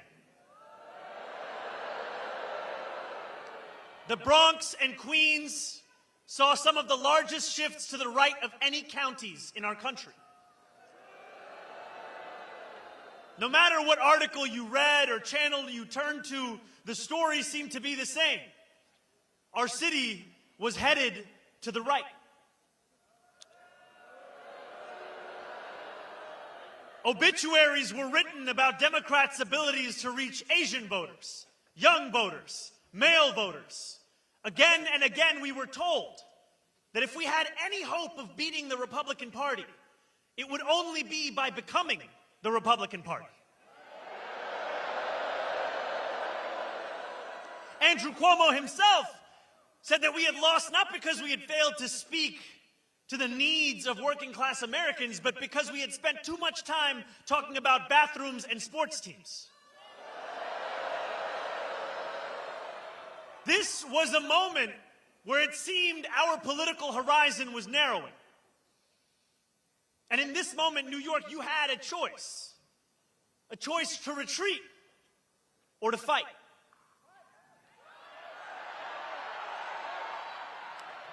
And the choice that we made was to stop listening to those experts and to start listening to you.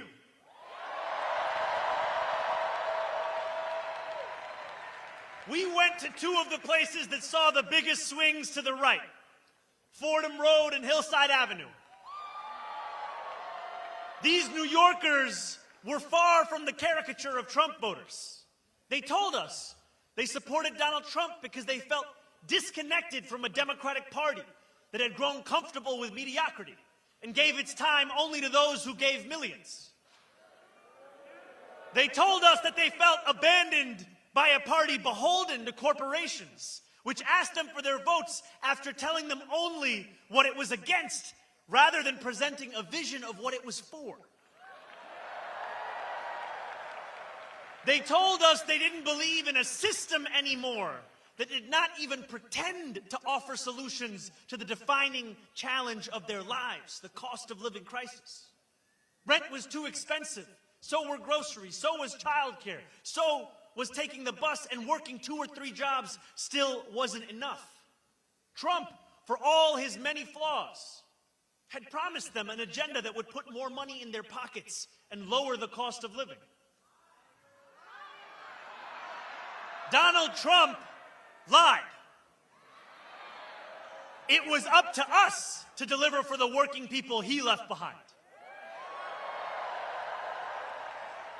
Over the 8 months of the primary, we told New Yorkers how we intended to address that very same affordability crisis. We did not do it alone. This was a movement powered by tens of thousands of everyday New Yorkers who knocked doors between 12-hour shifts at work and phone banked until their fingers were numb. People who had never voted before became die-hard canvassers. Community formed. Our city got to know each other and itself. This, my friends, was your movement. and it always will be.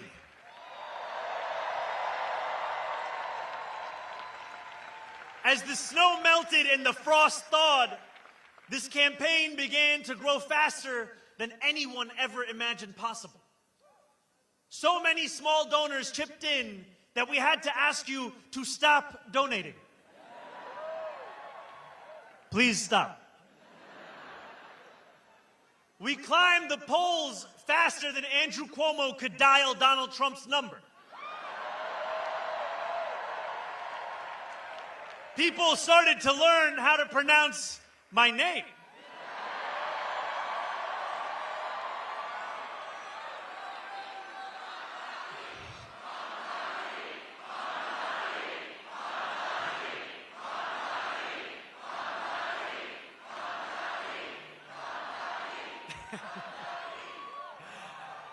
And the billionaires got scared.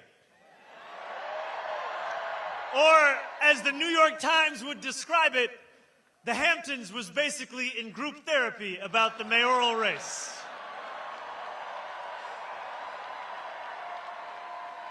Andrew Cuomo and his corporate cronies did everything they could to make this campaign one of fear and one of smallness. Hell yeah.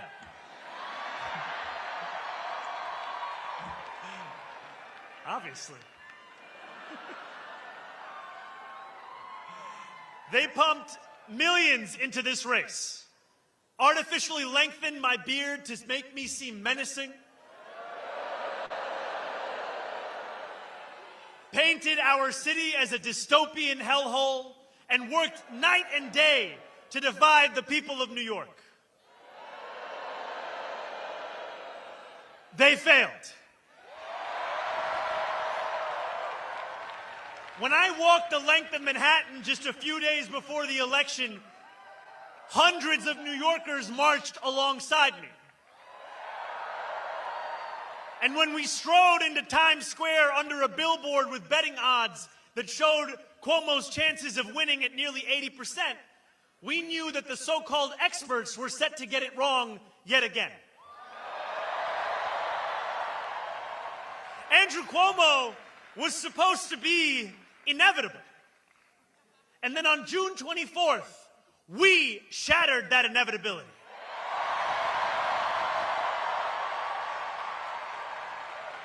We won by 13%,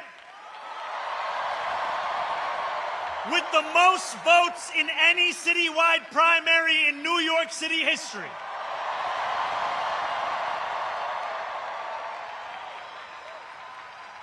Some of those New Yorkers had voted for Trump. Many others had never voted before. And when Andrew Cuomo called me to concede at 10:15 that night, he said over the phone that we had created a tremendous force.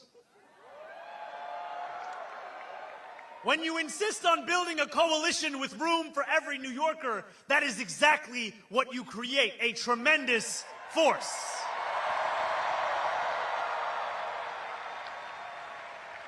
That force has only grown over these past 4 months. We now have more than 90,000 volunteers. And we have spoken to millions more New Yorkers. We have put forth new plans in these last few months for how we will govern, hiring thousands more teachers for our schools, taking on the consultants and the contracts in city government, and tackling the final boss of New York City infrastructure, scaffolding. But over the past few weeks, as this race has entered its final days, we have witnessed displays of Islamophobia that shock the conscience. Andrew Cuomo, Eric Adams, and Curtis Sliwa do not have an agenda for the future.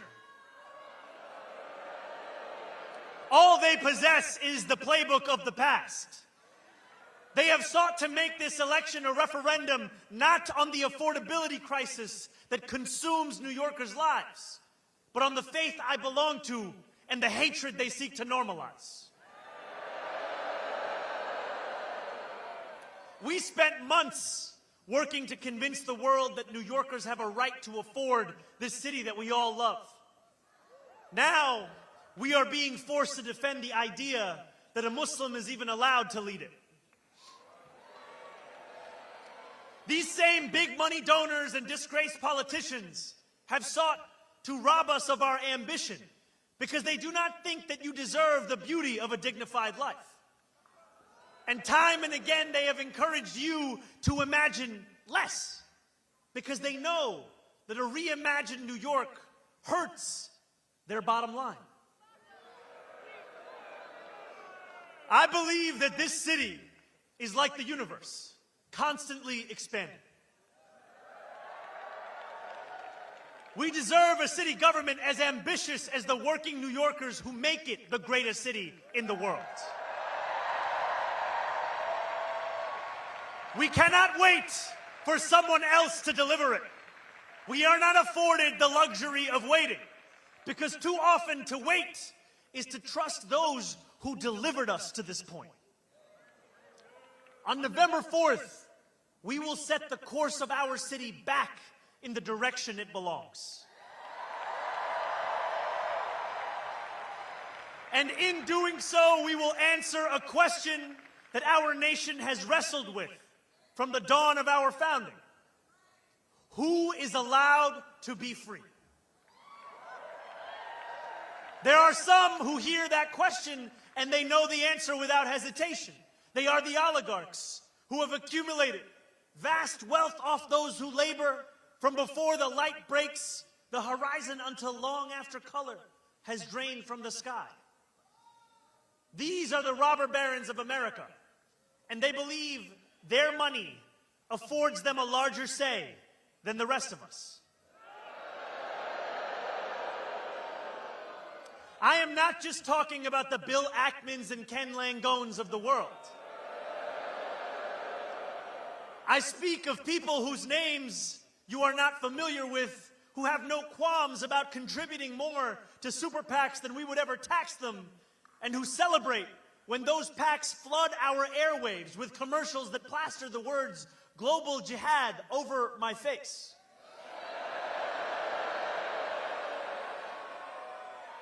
Their freedom doesn't just come at the expense of dignity and truth.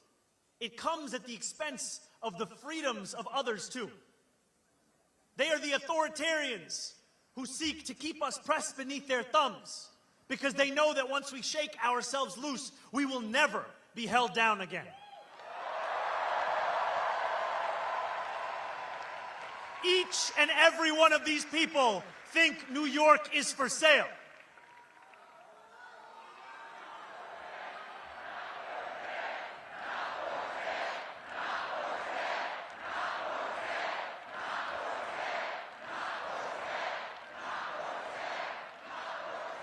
For too long, my friends, freedom has belonged only to those who can afford to buy it. The oligarchs of New York are the wealthiest people in the wealthiest city, in the wealthiest nation in the history of the world. They do not want the equation to change. They will do everything they can to prevent their grip from weakening. The truth is as simple as it is non-negotiable. We are all allowed freedom.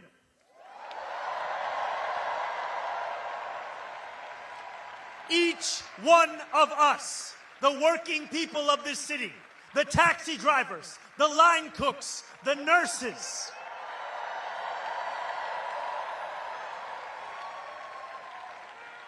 all those seeking lives of grace, not greed, we all get to be free. And on November 4th, thanks to the hard work of more than 90,000 volunteers across every corner of this city, that is exactly what we will tell the world. Because while Donald Trump's billionaire donors think that they have the money to buy this election, we have a movement of the masses. And we are a movement that is not afraid of what we believe. And we've believed it for quite some time. Those who worry about what this movement may look like on January 1st are the ones who worried on October 23rd what it may look like tonight. But our purpose has not changed, and neither have our promises. As I said on the evening I announced, the job of government is to actually make our lives better. And in the exact words I said on October 23rd, here is what we stand for, my friends.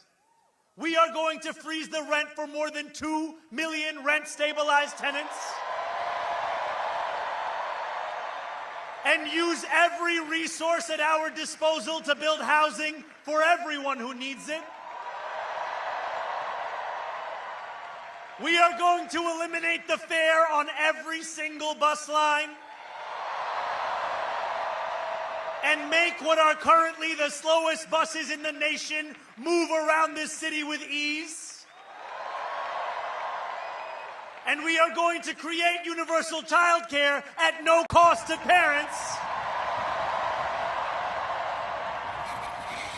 so New Yorkers can raise their family in the city they love.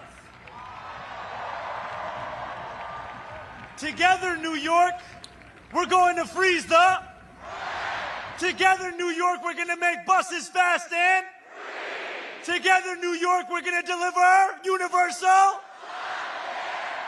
We will make our city one where every person who calls it home can live a dignified life. No New Yorker should ever be priced out of anything they need to survive. And we believed then, we believe today, we will believe tomorrow that it is government's job to deliver that dignity.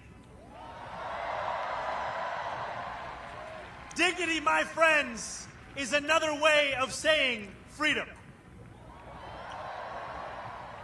Standing before you this evening, I take great strength from those who have labored mightily for the cause of freedom in America, who refused to accept that government could not meet what moments of crisis demanded from it. When the power of the people overwhelms the influence of the powerful, there is no crisis that government cannot meet. It was government that enacted a New Deal to lift a generation out of poverty, to create beautiful public goods, and establish the right to unionize and collectively bargain. My friends, the era of government that deems an issue too small or a crisis too big must come to an end. Because we need a government that is every bit as ambitious as our adversaries. A government strong enough to refuse the realities we will not accept and forge the future we know we deserve. A government that refuses to accept 1 in 4 New Yorkers living in poverty.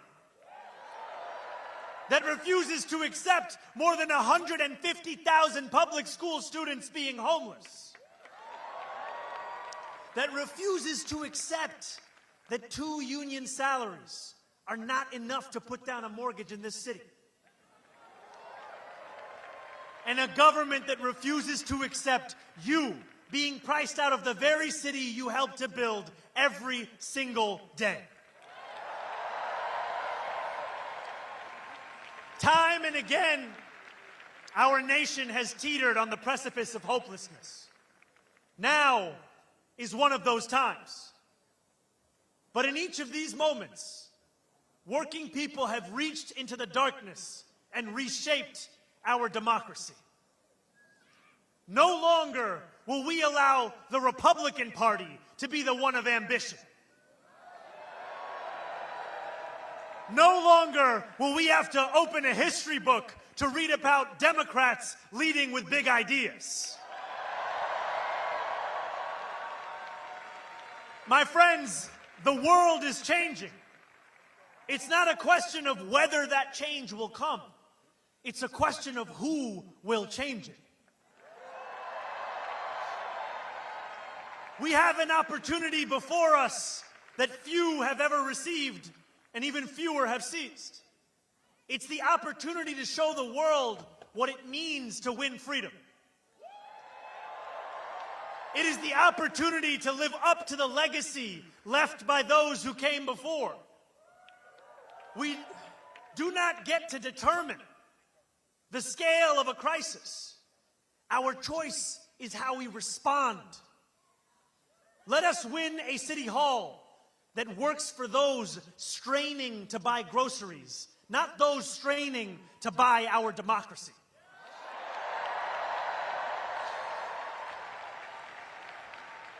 And let us look forward to January 1st, when the hard work of governing will begin.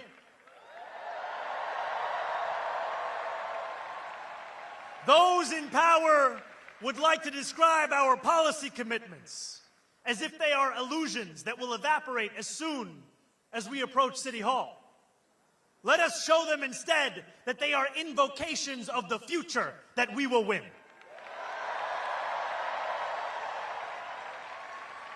And let us prove to each and every New Yorker that a politics of expansion does not just mean imagination.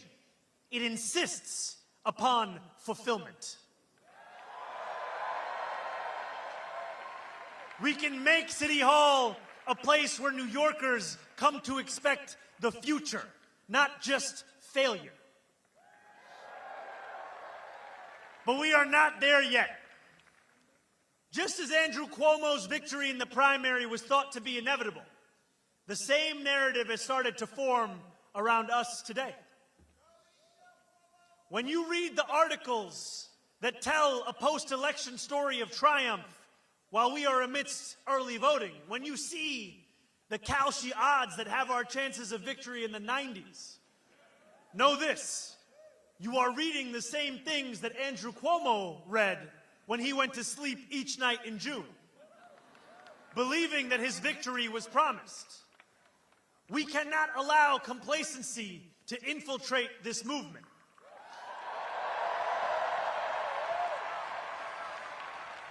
So over these 9 final days, I ask for only one thing from each of you: more.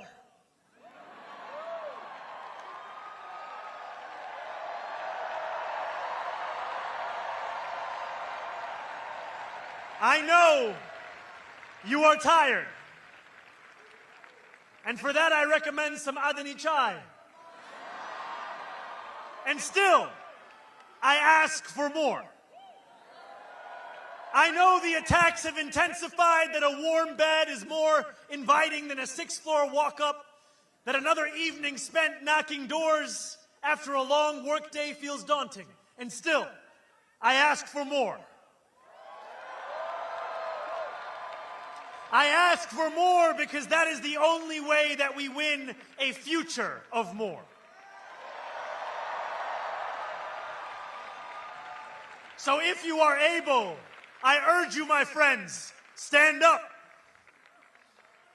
If you have knocked a door, turn your flashlight on.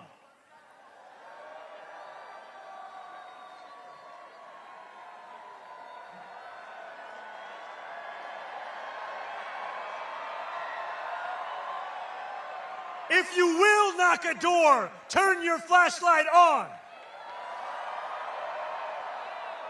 If you have more to give, turn your flashlight on. Together, let us make a light bright enough to banish any darkness. Over these final 9 days and the months and years that follow, the powers that be will throw everything in their arsenal against us. They will spend millions more dollars.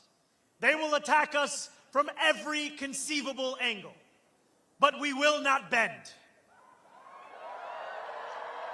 We will not flinch. We will triumph over the oligarchs, and we will return dignity to our lives. Nearly 89 years ago to the day, FDR spoke before a crowd of thousands at Madison Square Garden. He said, "I should like to have it said of my first administration that in it, the forces of selfishness and of lust for power met their match. I should like to have it said of my second administration that in it, these forces met their master. My friends, I should like to have it said of our campaign that in it, the forces of selfishness and lust for power met their match. And I should like to have it said of our City Hall that in it, these forces met their master.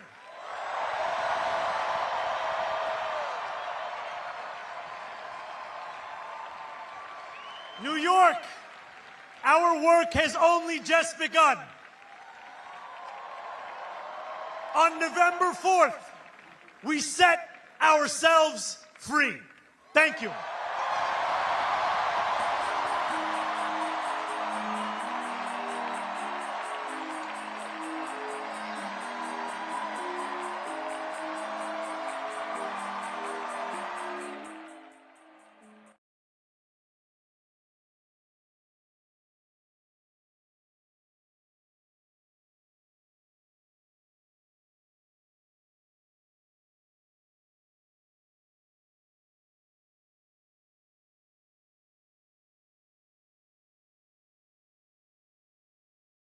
Okay, so he's the front runner.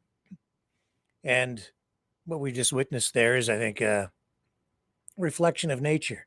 For every action, there's an equal and opposite reaction. You have Trump in the White House, and now you have this happening, this movement getting traction in New York City. Zohran Mamdani, socialist for sure. Some say communist.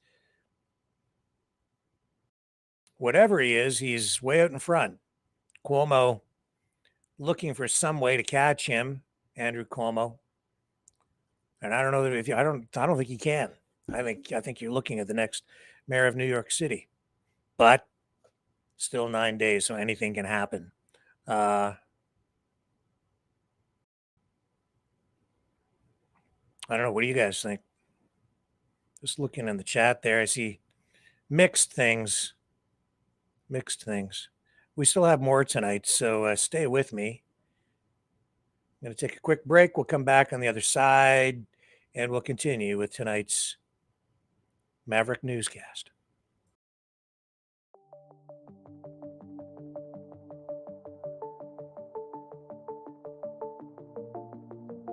Greetings, brave Mavericks.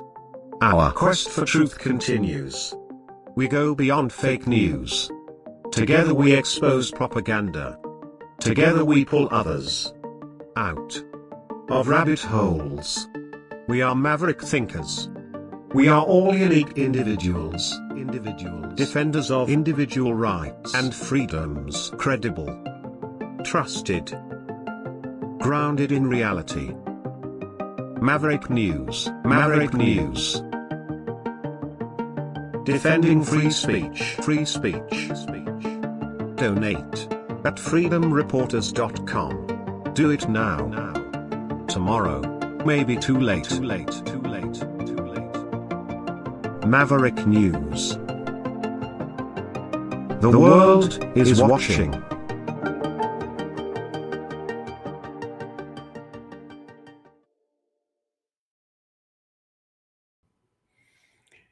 We're back. Ukraine Action Summit happening in Washington this weekend, as Vladimir Putin launched some pretty serious attacks against Kyiv. Over 30 people injured. I believe 3 people just last night alone killed, and 7 children injured as well in that attack. There was one the night before, also major. It has been a relentless assault.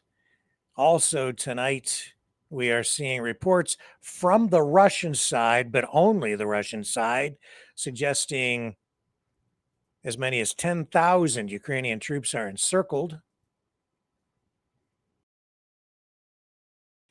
Putin being informed that, well, this is the thing.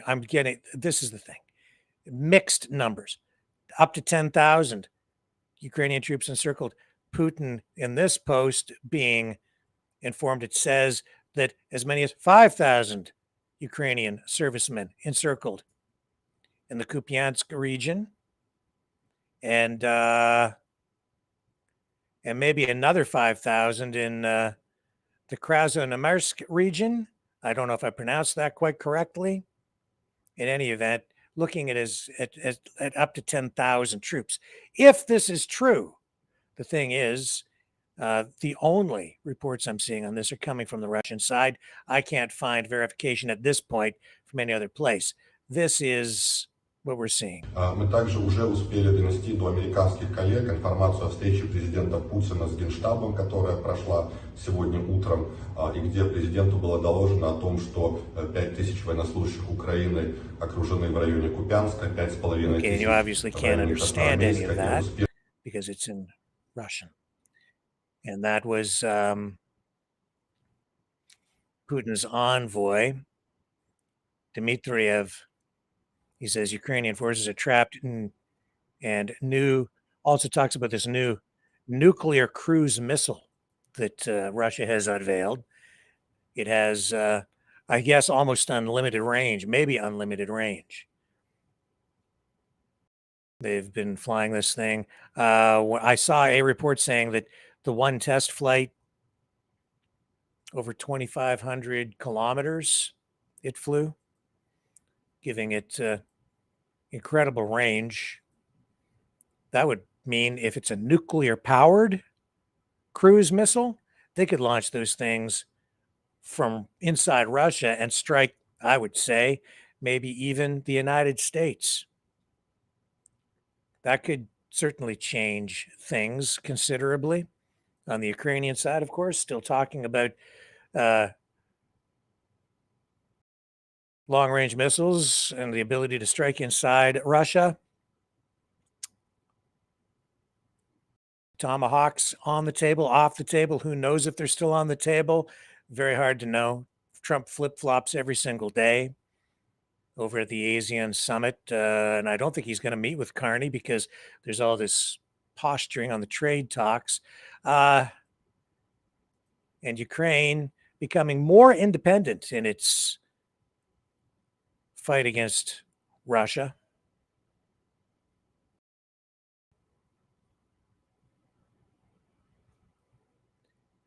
Okay. So I'm just queuing some other stuff up here. Here's another report on those 10,000 Ukrainian forces allegedly encircled. But with all of the misinformation that's out there, it's really hard to know what's true. I highlight this, but I caution you, please don't accept this as fact because I have not seen confirmation from any other sources. More than 10,000 Ukrainian forces. This is from Press TV, which is pro-Iranian, pro-Russian. Russian military. Russian troops have encircled more than 10,000 Ukrainian troops in those areas I mentioned. And so I think what we're getting here is a bit of an echo chamber happening. Kremlin spokesman Dmitry Peskov said the Russian leader met with chief of the general staff and senior military commanders, during which he was briefed on the situation along the line of contact. So it says here the Ukrainian forces are encircled by Russian troops in two directions. True, not true, maybe true. Seems like it could be true. We'll just have to continue to watch it. That being said, we don't know it's true because we're seeing all of this through a screen. Thousands of miles away, yet it's obviously having a direct impact on our lives here. if for no other reason than it's affecting what we see on social media. But it is very much a show for people, for us over here in the West. It's even a show for people in neighboring countries like Poland. I became aware of that in a more meaningful way today with a conversation I had with Yaryna, who has been on the program before. You may recall she's Ukrainian. She moved to a community very near one of the front lines, her exact location not disclosed for her own safety. Her boyfriend serves with the military, and he has been up there serving Ukraine. Well, we have her joining us here on the program again tonight to remind us that what is going on over there affects real people on both sides in a real way, because it is a real war. It's not some fake thing. It is not just something that is in the cybersphere. It's not just on our screens. It's affecting people and their lives as they try to live and they deal with death.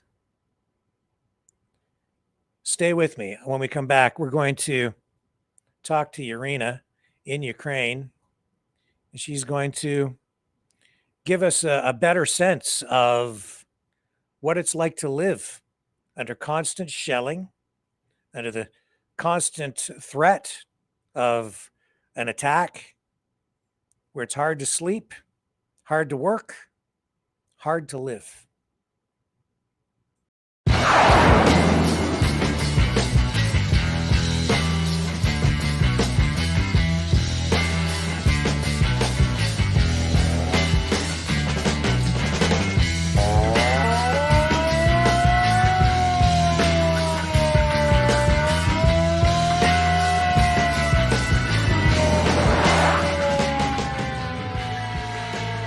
Maverick News.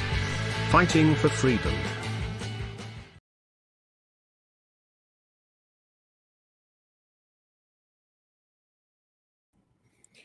Yaryna, thank you again so much for joining us on the program. It's a privilege to have you here. People have actually been asking about you in our audience, our viewers, our Maverick family, concerned about you and your boyfriend, because we all know that where you live, you're in the direct line of fire. So can you first of all just again introduce yourself for new viewers, and then we'll find out what the situation is like in your community. Hi, thanks for having me here today again. Nice to be here. Thank you so much. My name is Yaryna. I am from Ukraine. I live, as you mentioned, like 20-ish kilometers away from the front line.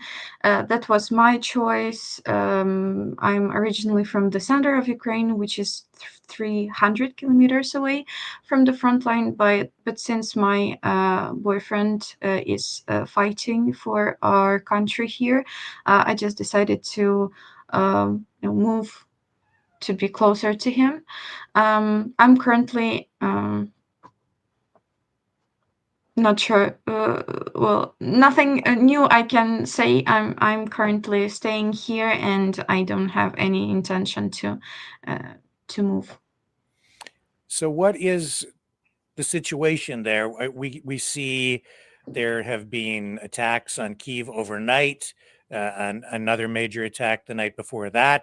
This latest attack, I believe, at least 3 people killed, 32 other people injured, including 7 children. This, I guess, is, you're saying, is a daily thing for you. Yeah, unfortunately, we see news every day. Something stroke here, missiles attack on there, drone attack every day. It's just it's it's terrible to say, but it's a routine. It's always here. Sometimes you get the news. Sometimes it's spread worldwide, and sometimes just stays within the country. But it's always something. Yeah. The the sense that I get from media reports is that the battle lines and the front line, where you're close to that, that it's very stagnant. It isn't moving very much. We have something almost of a stalemate. I see reports today that Ukrainian forces have taken back 2 villages, I believe in the Donetsk area. But overall, from day to day, week to week, even month to month now, Russia is not really gaining any new ground, not in a significant way at all. So you say you're about 20 miles away from the front line. Is there concern that things might break through, or are things pretty fortified and stable? What's your sense from where you live? I need to be really careful and attentive to the news because we don't get to know everything, the second it happens. So when you check the deep state, it's the map, it's like interactive map which shows the forces and the territories which were unfortunately taken. So it shows the situation and it's still not up to date. So I have to be really careful. If you don't see the movement, that's because of the enormous efforts that our army puts into holding those territories. And unfortunately, Russians are really, they have this nasty tactic of shelling, like destroying the territory they want to get. And before they come to the new city, they destroy it just to dust. Uh, for example, Konstantinivka or Pokrovsk, they are not there just yet, but I promise you, it's just a horrific picture. If you Google it, if you say it, it's destroyed. Lots of people get killed, lots of civilians, lots of armed forces, and it's the matter of time, unfortunately, because our tactic is to save as many people and as many lives as possible, and their tactic is to kill as many as possible and to destroy, just as with Mariupol. They destroyed the city, they shelled it to dust, and then they came and said, "Hey, cool, Russian world here." They put 2 new buildings. They let some people live there just to take some pictures, but the rest of the city is still not okay to live in. When the full-scale invasion began, there was a lot of information warfare going on. The Russian side saying that, these stories of attacking civilian targets, of even taking children, Ukrainian children, uh, kidnapping them, that it was all fake or false or propaganda. And yet I've seen, just even in the last 6 months to a year, an unusual and unexpected ally for Ukraine come forward, and that would be Melania Trump, because she's quietly been talking in the background in a way that it's coming out to the public, but even whispering in Donald Trump's ear that, hey, look, this retirement home was just attacked by Russia. These children were just killed. And as I understand it, she's been working very quietly as well, advocating for the thousands of Ukrainian children who were taken prisoner and are being re-educated by Russia even today. Are you at least in some way encouraged to see that Melania Trump, or that there's somebody talking in Trump's ear telling him, hey, all these Russian talking points that the president seems to be repeating at times, it seems like some of that might finally be getting through to him. What's your view on that? Well, not sure how, like, I feel like I'm too distant to Melania and Donald Trump. I don't feel like they have any impact on us at all, because all of that saying is just words, and it doesn't feel like much at all. So whether they are speaking about that, that's great, because that's, it's what we live with. It's true. Like 20,000 children from the same Mariupol were like kidnapped and sent to Russia, and they are trying to raise the Russian people out of them.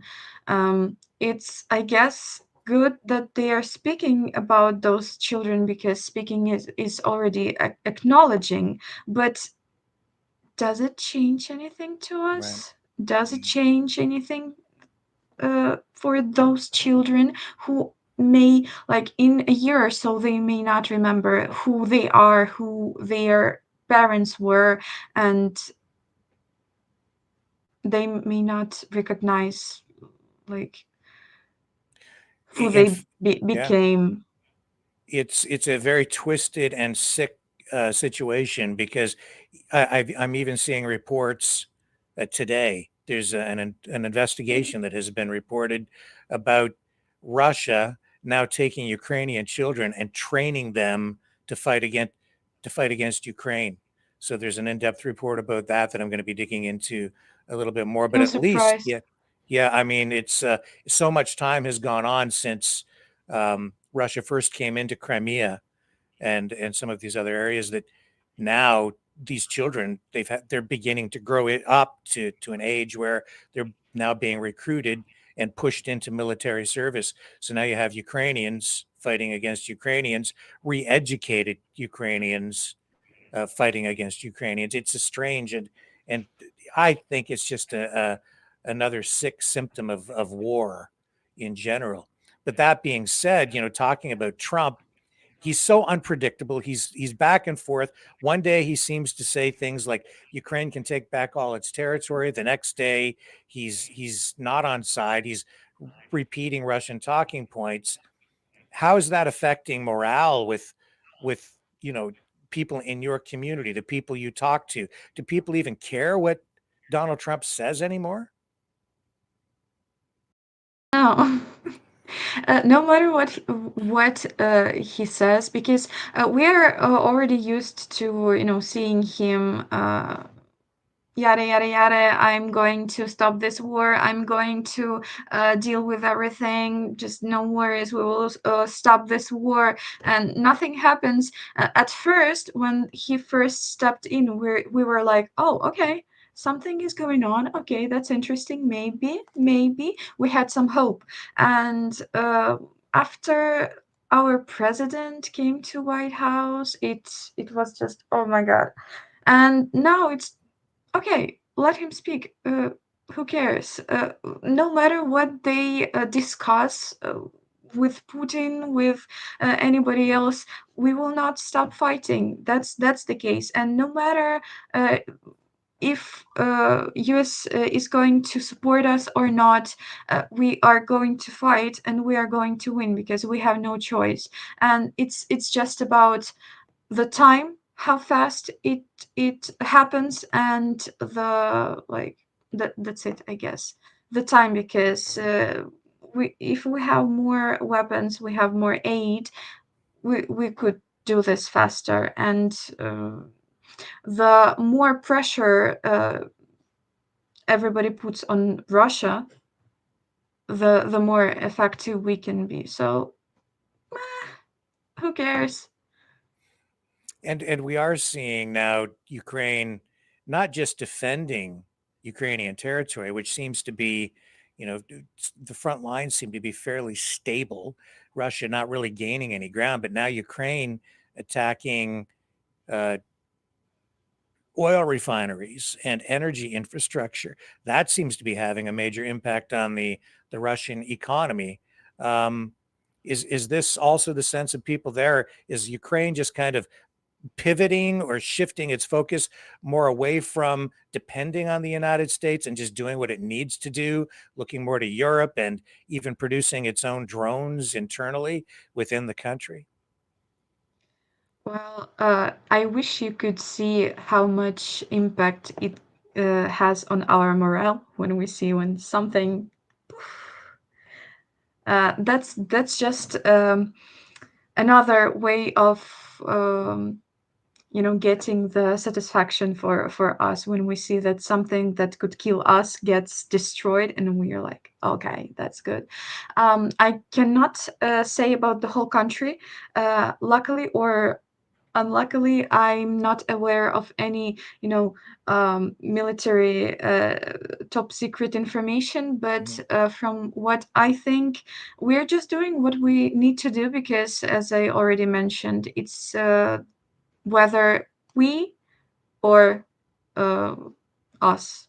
So I mean that whether we do this step, whether we destroy that oil factory or that, I don't know, military factory or something, or it produces something that potentially could kill us. So I think we feel more power, more possibilities, because previously we weren't allowed to use weapons that was sent to us from Europe, from US. We weren't allowed to use it against Russian territories. We could only use it to defend ourselves, and then we felt a bit more, Europe freed our hands to do something extraordinary, and not within Ukraine, but also we could strike Russian territories. And this is what needs to be done to escalate and to make things faster, and hopefully to gain the victory faster.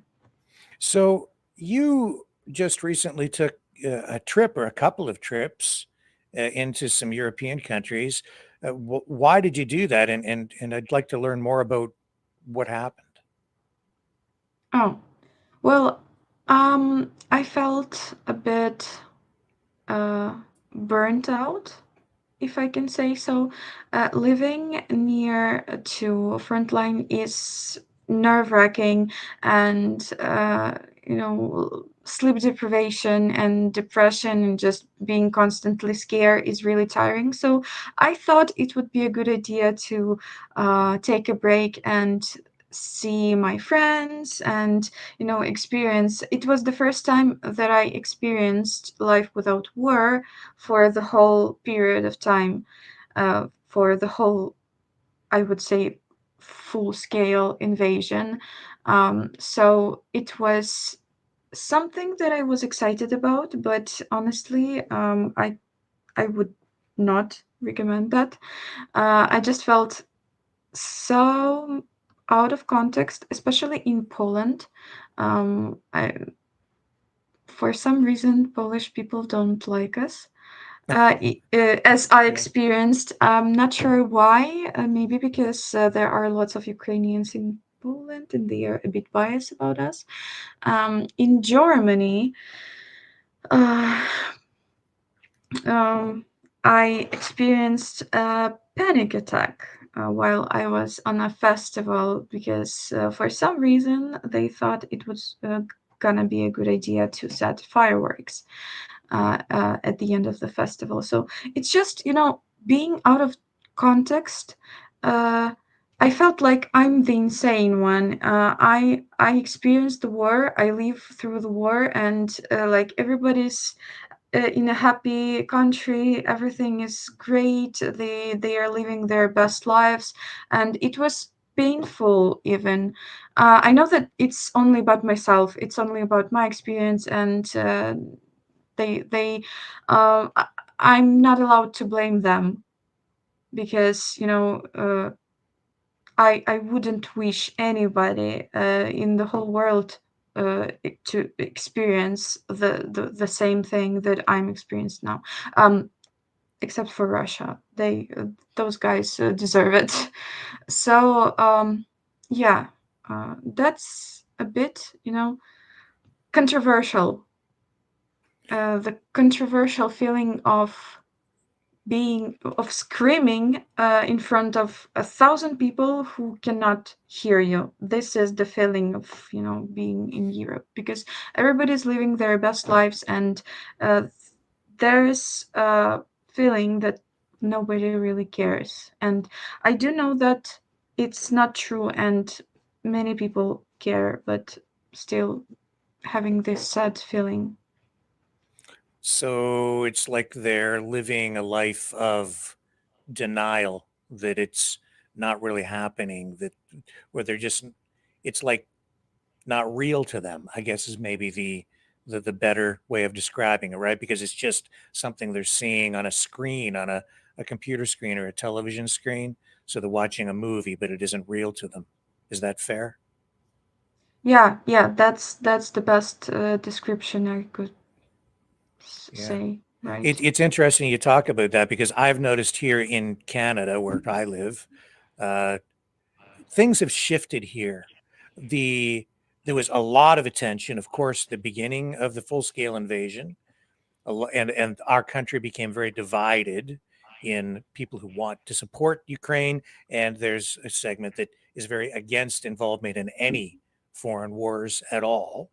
Uh, but in the past 6 months or so, I'd say that the public's attention, because they're also seeing it just through a screen, the attention is shifting. It's shifting away. They're not paying as much attention, but I'm seeing that the people who are against any war in Ukraine, that's softening, because I think the information war and the way that it's affecting them is becoming less effective. So I don't know. It's just, I think there's less opposition, if I can put it that way, to helping Ukraine here on the Canadian side. Very hard to gauge, because I've only had my own perspective, but it's interesting for you to talk about that uh, from your experience going to these European countries and what's happening here as well. It's just a question of, I guess, longevity and how much aid there will be for Ukraine, and whether you guys will have the support that you need to carry on. Um, so as you continued this trip, you say that you experienced a panic attack because you went to this. You said it was like a kite festival. You told me before we began, and then they had fireworks at the end, and it was the fireworks that triggered your panic attack. Can you tell me about that? Yeah.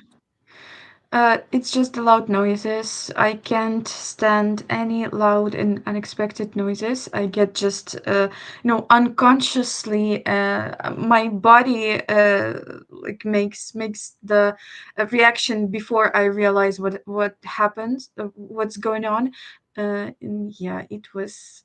I was crying. Everybody was so happy, and the fireworks were like, it was a music show with fireworks. It was amazing. Now I'm looking at the videos, and it's pretty, but it doesn't worth it.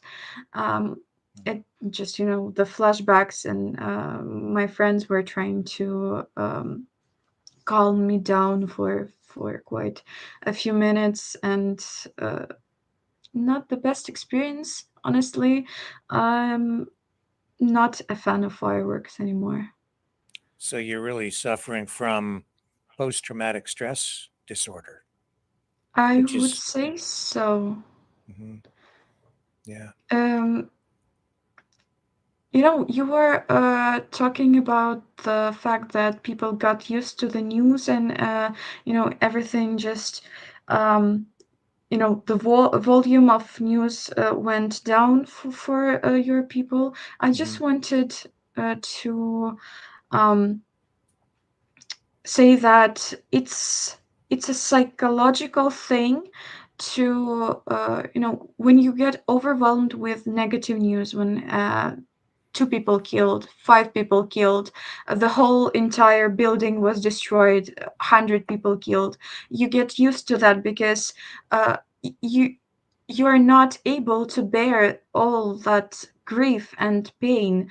And imagine that for us, it's every day. Like I said, two people 10 people, it's only civilians. Imagine how many armed forces get injured and killed every day. We don't count that. We don't know the numbers, but we know that that's thousands, millions. We don't know. And that's not easy to say, but for me, if I say the news, 3 people killed, I don't feel nothing, because during like 3 years, almost 4 years, right? You get so much overwhelmed with the news that even when the whole building and destroyed and 100 people killed, I bet I wouldn't feel nothing because of the overwhelming grief in me, and I feel like I will cry only when everything is ended, when we declare our victory, and only then I think I will be able to process all of that, because in order to stay sane, you need some mechanisms to cope with that. So when you see the news of something happened, like a missile attack in Kyiv, 3 people killed, and it's the news for you. I didn't know that because I don't keep track of that, because I know it happens every day, and I'm not able to, to deal with that mentally and emotionally. It's just like, the white noise. So give it a think. Speaking to your viewers, give it a think. When you think that it's too much and the news are too noisy, too loud, you are not interested in those. Just think about the fact that it's like 10% of the whole amount of missile attacks and drone strikes. It's like 10% that you get to know about. Multiply that by 10, and that it's the the more or less objective situation in Ukraine, and just think about that.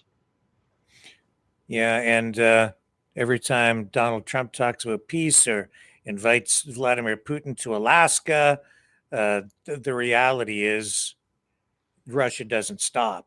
They just keep on pushing, as we've seen, and we're even seeing sort of exploratory or test flights violating the airspace of other countries like Poland with fighter jets, drones, to sort of test defenses and see what response there might be from NATO. So I guess that should be a warning sign as well to other European countries, and even to countries here in North America, Canada.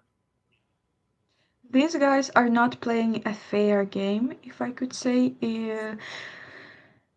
I've heard that there are some war, how do you call it? Not rules, but war crimes. Could you help me? Not the crimes, the rules, like the rules of engagement for the war. Sorry, I just lost my word. Let me. Laws. Okay. Laws of conducting the war. I've heard that was a thing, and I bet they don't care about those laws. And those guys are killing civilians, raping our women, kidnapping our children, stealing washing machines from the houses they invite from the people they just killed. If we don't stop them, they won't just stop with Ukraine. I want everybody to remember that Poland is next, and it's not a secret for anybody. They are speaking about that openly. Okay, Poland, wait for us. As soon as we are finished with Ukrainians, you are the next. And I'm not sure what's going to stop them, if there's anything at all. But remember that they are not going to stop. If their sick guy named Putin wants something, he just goes for it, no matter how, no matter how many people get killed. And if we don't stop them, he won't stop. Tell me what your life is like. Just take me through a day, so that people can understand what it's like to live where you're at. Well, if I'm lucky enough, I get to sleep well. If I'm not, I need to be really attentive to the air raid alerts, especially for the drone alerts, because we get drone alerts every day, in the evening, in the morning, basically all day round. We need to be careful. If we hear any suspicious noises, we need to go to the safe place. The safe place is the room where there are two walls between you and the outside. So at least two walls. Because if something strikes into the building that I'm currently in, there's a chance the second wall I'm behind will save me from the impact. I need to be attentive. Also, I'm working from home, so I need to be extra about my electricity supplies. I have internet. Like, I have two Wi-Fi routers. The second one works without electricity. If I power it with a power bank, it will work without electricity, and that's the high-tech technologies. I'm not sure if it's a thing for everybody in Europe, because I think at this point every household has this technology. I have my, not sure how it's called, but the big power bank for my laptop, and I need to make sure that everything works, because you never know when Russia strikes some infrastructure, and electricity shuts down for like 12 hours. And in that case, if you don't have gas-powered stove or something, you don't get to eat, and your house is not doesn't get the warmth. So, like, the warmers don't work. If I'm Your sorry furnace for or my your furnace or your heaters to heat your home. yeah. Yeah. So we have portable stove that works with a gas pump, and we have many flashlights in the household, and that's what you have to be prepared, because the winter is coming and Russians like to strike our electric infrastructures in winter, because no heat, no electricity, people sit in the dark, and they think that it could affect our morale, and we will just okay, we're done, that's fine. But not the case. We are really smart and clever about our household decisions.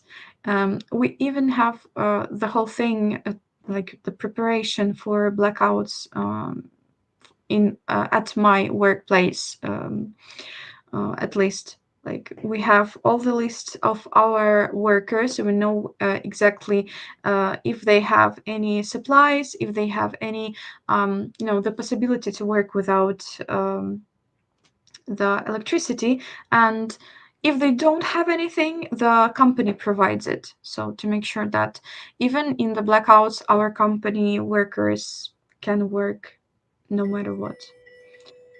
And yeah, so basically you need to make sure that you're safe physically and to make sure that you're ready for any blackouts that may appear. We also have this arranged electricity cuts to save some power, but here where I live, they don't do that. It's near the front line, and if we don't have electricity, that's for like 12 hours straight. So you've been through some winters. How serious does it get when the power goes out? Uh, there must be real danger there at times that elderly people or other people in your communities might even freeze to death. We care for each other, so we have, some designated spots where there's warm food, there's phone chargers, Wi-Fi, like Starlinks and stuff. These are called punkt nezlamnosti. So basically, like a tent, maybe, where people can go in and have some warm tea and give someone a call if their phone is dead. So we have some ways to support each other because that's how we survive. Basically, we need to support each other, and we need to stay close together. And in the town, does it function on in a fairly normal way with people just going to work every day and then coming home and trying to live a normal life and have jobs and so on? Or how is that from day to day for your town? Lots of militarians, like military people, are having rest here, if I can say so. So they go to the places that they serve, and when they return, they usually return here. So this town, like many towns in Donetsk region, they were built near the factory or something, and this town feels like it's built near the uh, armed forces because everything works for the army. We have stores here. We have like everything that you need to live, and it works. I would say that almost exclusively for military. So all the things that are there, your garages for car repairs, that's become sort of a facility to keep all the military people there functioning and able to work and sending those resources forward to the front lines, I guess, is what you're saying. The restaurants to Yeah. feed the people then go back to the front lines, so they kind of come back, get what they need, reconstitute, and then go back up to the front line. Is that sort of the way it's working for you in your Yeah, town? yeah, yeah. It feels like it because not a lot of civilians are staying here. It's not safe to stay here. It hasn't been safe for the last year or so, and it's good thing that lots of civilians gone to different cities, but those who stay, they work for military people. That's the concentration of military people is like 5 to 1, like to civilians, I would say. So your boyfriend, you say that he's fighting. He goes to the front lines, does he, or what's his role? And do you get to see him daily, or what's that working like for you? I can't be specific with the details, but he has the job that doesn't require him to go to the front line, luckily, because once he has been there and he got injured, and that was the whole story of, like, it got 1.5 years for him to recover from that injury, and now he's able not to go to the front line again. So he's still serving and he's doing his job here. And luckily, I'm a really lucky girlfriend because I get to see my military men really, really often. Well, I'm glad for you for that, but you're both making pretty severe sacrifices, even being there, living in those conditions. And as I'm going through material here, media reports today, I see a report suggesting that what as much as there's been a lot of talk about these Tomahawk missiles that Trump first puts on the table, then takes off the table. I'm seeing reports saying that what's really needed there is the essentials, the basics to keep the the military supported at the front line, the Ukrainian military, because Russia is even just attacking like every car, not being selective, to just like hitting every car Yeah. with drones, and they need more cars. Can you kind of speak to that for me?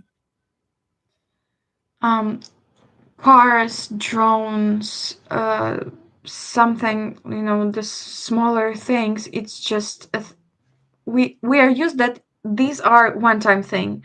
You can use the car one time to go to the front line and back, and it doesn't work. And we are ready for that. We know that that's the thing, and we need to always donate for army in order to buy new cars, because that's a thing that like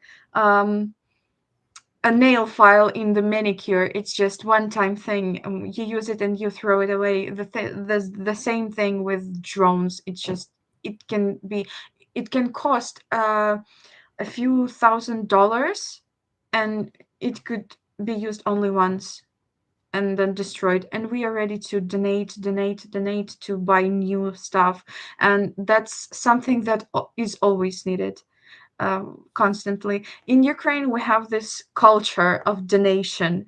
If you are a good man, and you got your salary, you need to donate for the car for your friend. You need to donate for the drone for your family member. You need to repost some of your friends' donation, like information. It's a thing. We know that the like Trump or European countries, they are helping. Maybe not sure about the Trump thing, but Europe is helping, and we are grateful, but we know that it's not enough. So we just usual Ukrainians, civilians, we know that we need to support that. It's not the war that, oh, it's okay, it's far away. It's the war that in our home, and we need to support that. So every day, like 5 hryvnia or 10 or 1,000, no matter, we have this saying that there's no such a thing like a small donation. Like each donation is important. So we have this culture where we go and finance our friends, because almost everybody's friend, family, someone they know is serving. So usually we support our relatives, friends, and family, those who serve for us. So that's the folk thing, to gather some money and to throw into the drone that get destroyed. First time it goes, it gets to work, and then we gather some money again, and the circle is repeated. Yeah, because the war is not just on a screen for you, it is very, very real. And the donations, I'm sure, are vital, because that's really what Russia has focused on through its information warfare campaign over here, is to undermine support for the war. Because if they can undermine support, people stop donating, convince even governments to stop supporting what's happening over there. that is, I think, what a lot of their strategy has been from the beginning to try to win this thing. So, what would you like to say to, again, Canadians and U.S. Viewers who also watch this program in terms of like how do you view their donations? I guess it's an opportunity for you to say thank you, I suppose. Yeah, I just thought about this. First of all, if you are watching this and you watched till this moment, then you are interested in the situation, and I'm really grateful for your support and for your interest in our struggle. Um, I hope that this doesn't get you too sad. We are fighting. Everything is great. We are still standing, and we will keep standing for us, because if not us, then who? Um, do what you can do. Support. Um, no matter how, if you have this wish to support us, please do. We are really grateful. I know there are a lot of Ukrainians in Canada, and Canada gives shelter for a lot of our um, fellow Ukrainians. Please support them as well if you know somebody from Ukraine.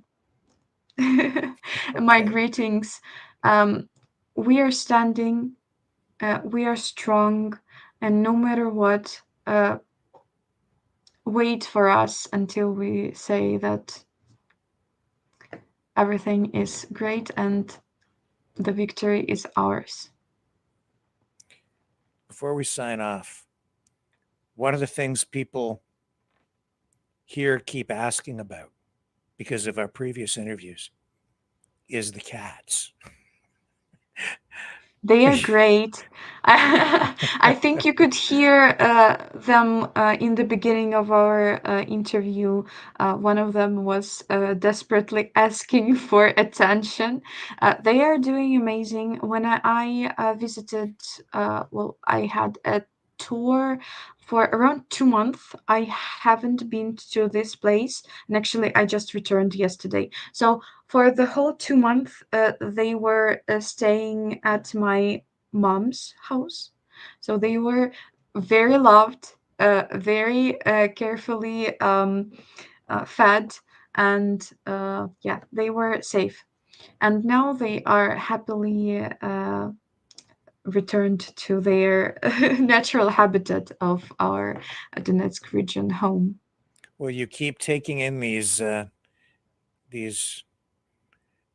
unfortunate cats that are also affected by this horrific conflict, and a lot of people here are very supportive of that, and inspired by what you're doing to save these cats. So I think on behalf of all the Maverick family here, thank you for your efforts saving the orphaned cats of Ukraine.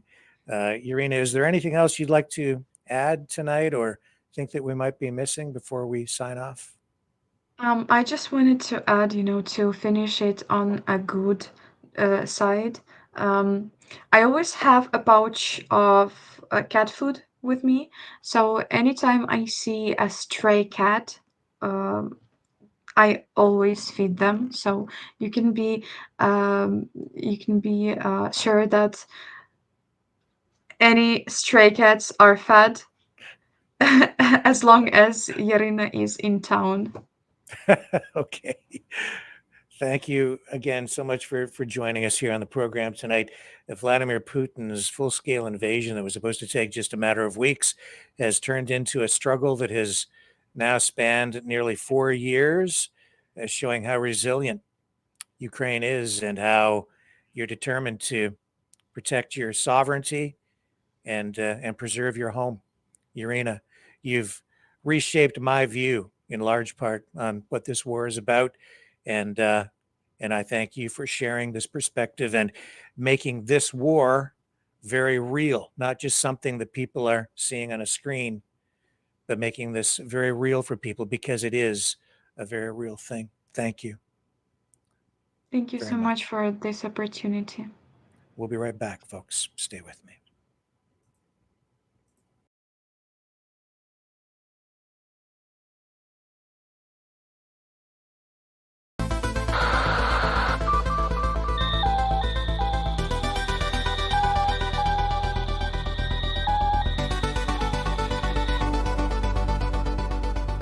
Maverick News isn't just a news outlet, it's a community of truth seekers. Your donation at freedomreporters.com fuels our mission to report the stories that mainstream media won't touch. Thank you, Maverick family.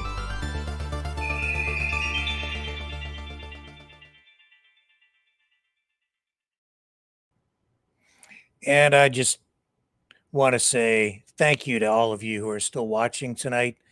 Those interviews, those conversations with Yaryna, I think are really important because they do show us that what's happening in Ukraine, in Gaza, even in Venezuela, all of these things are very, very real. They affect real people. They affect people who are just trying to live their lives. And it's all being disrupted by war, conflict. It's strange how we continue to deal with these things, even as we have a president who says he is the president of peace. Let's pray for peace. And thank you again, just for listening. I know that it means a lot to Yaryna.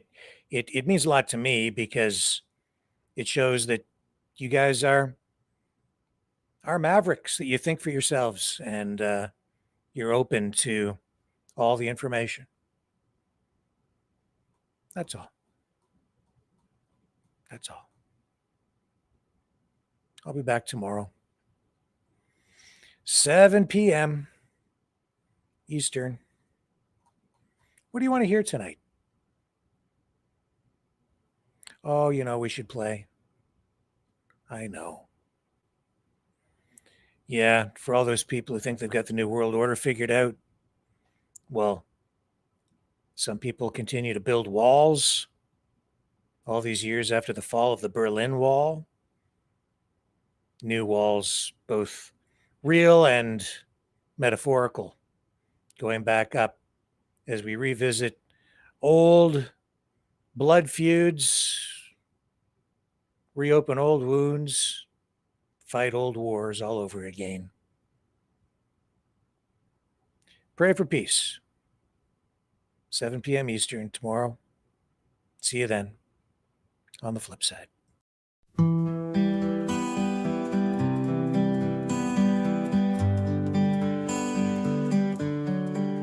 We watched the old wall crumble, we heard the freedom's call, but now it's rising higher under Putin's shadowed thrall. From Ukraine's fields to Moscow's streets, a cold divide begins to creep. A world of fear where truth is bent, promises are sold too cheap. All in all, it's just another brick in the wall. All in all, we're calling Putin's fall. We don't need their blind instruction, we've seen the lies unfold. All in all, it's just another brick in the wall. He speaks of glory of days long past, where all would kneel before his cast. With tanks and threats he stakes his claim, while silencing those who dare to blame. Propaganda clouds the mind, we don't need no education, blind to the bloodshed and the strife, where Putin's dreams cut deep like knives.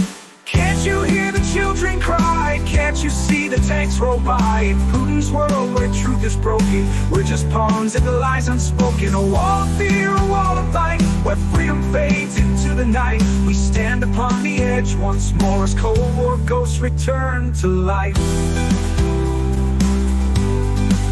They tell us not to question, to walk in shadowed lines, but we've seen the fall, we felt the cold, we know the weight of all their crimes. Ukraine's cries, a world denied, a broken bridge that's left behind. In Putin's quest for power's throne, they're building walls we can't condone.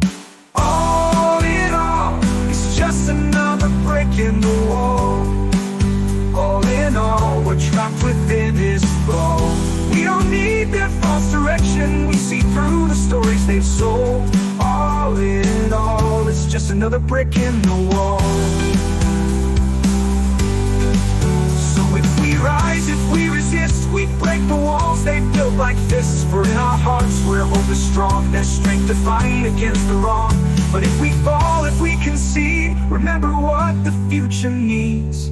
All in all, it's just another brick in the wall.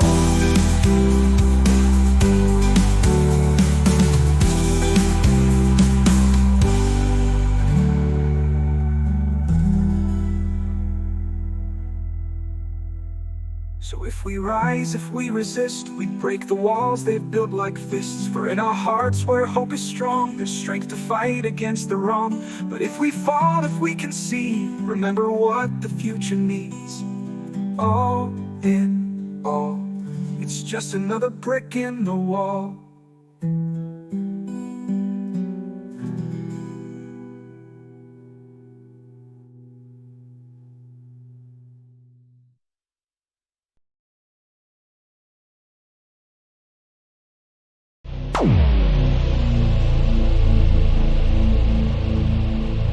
This has been a Maverick Multimedia production.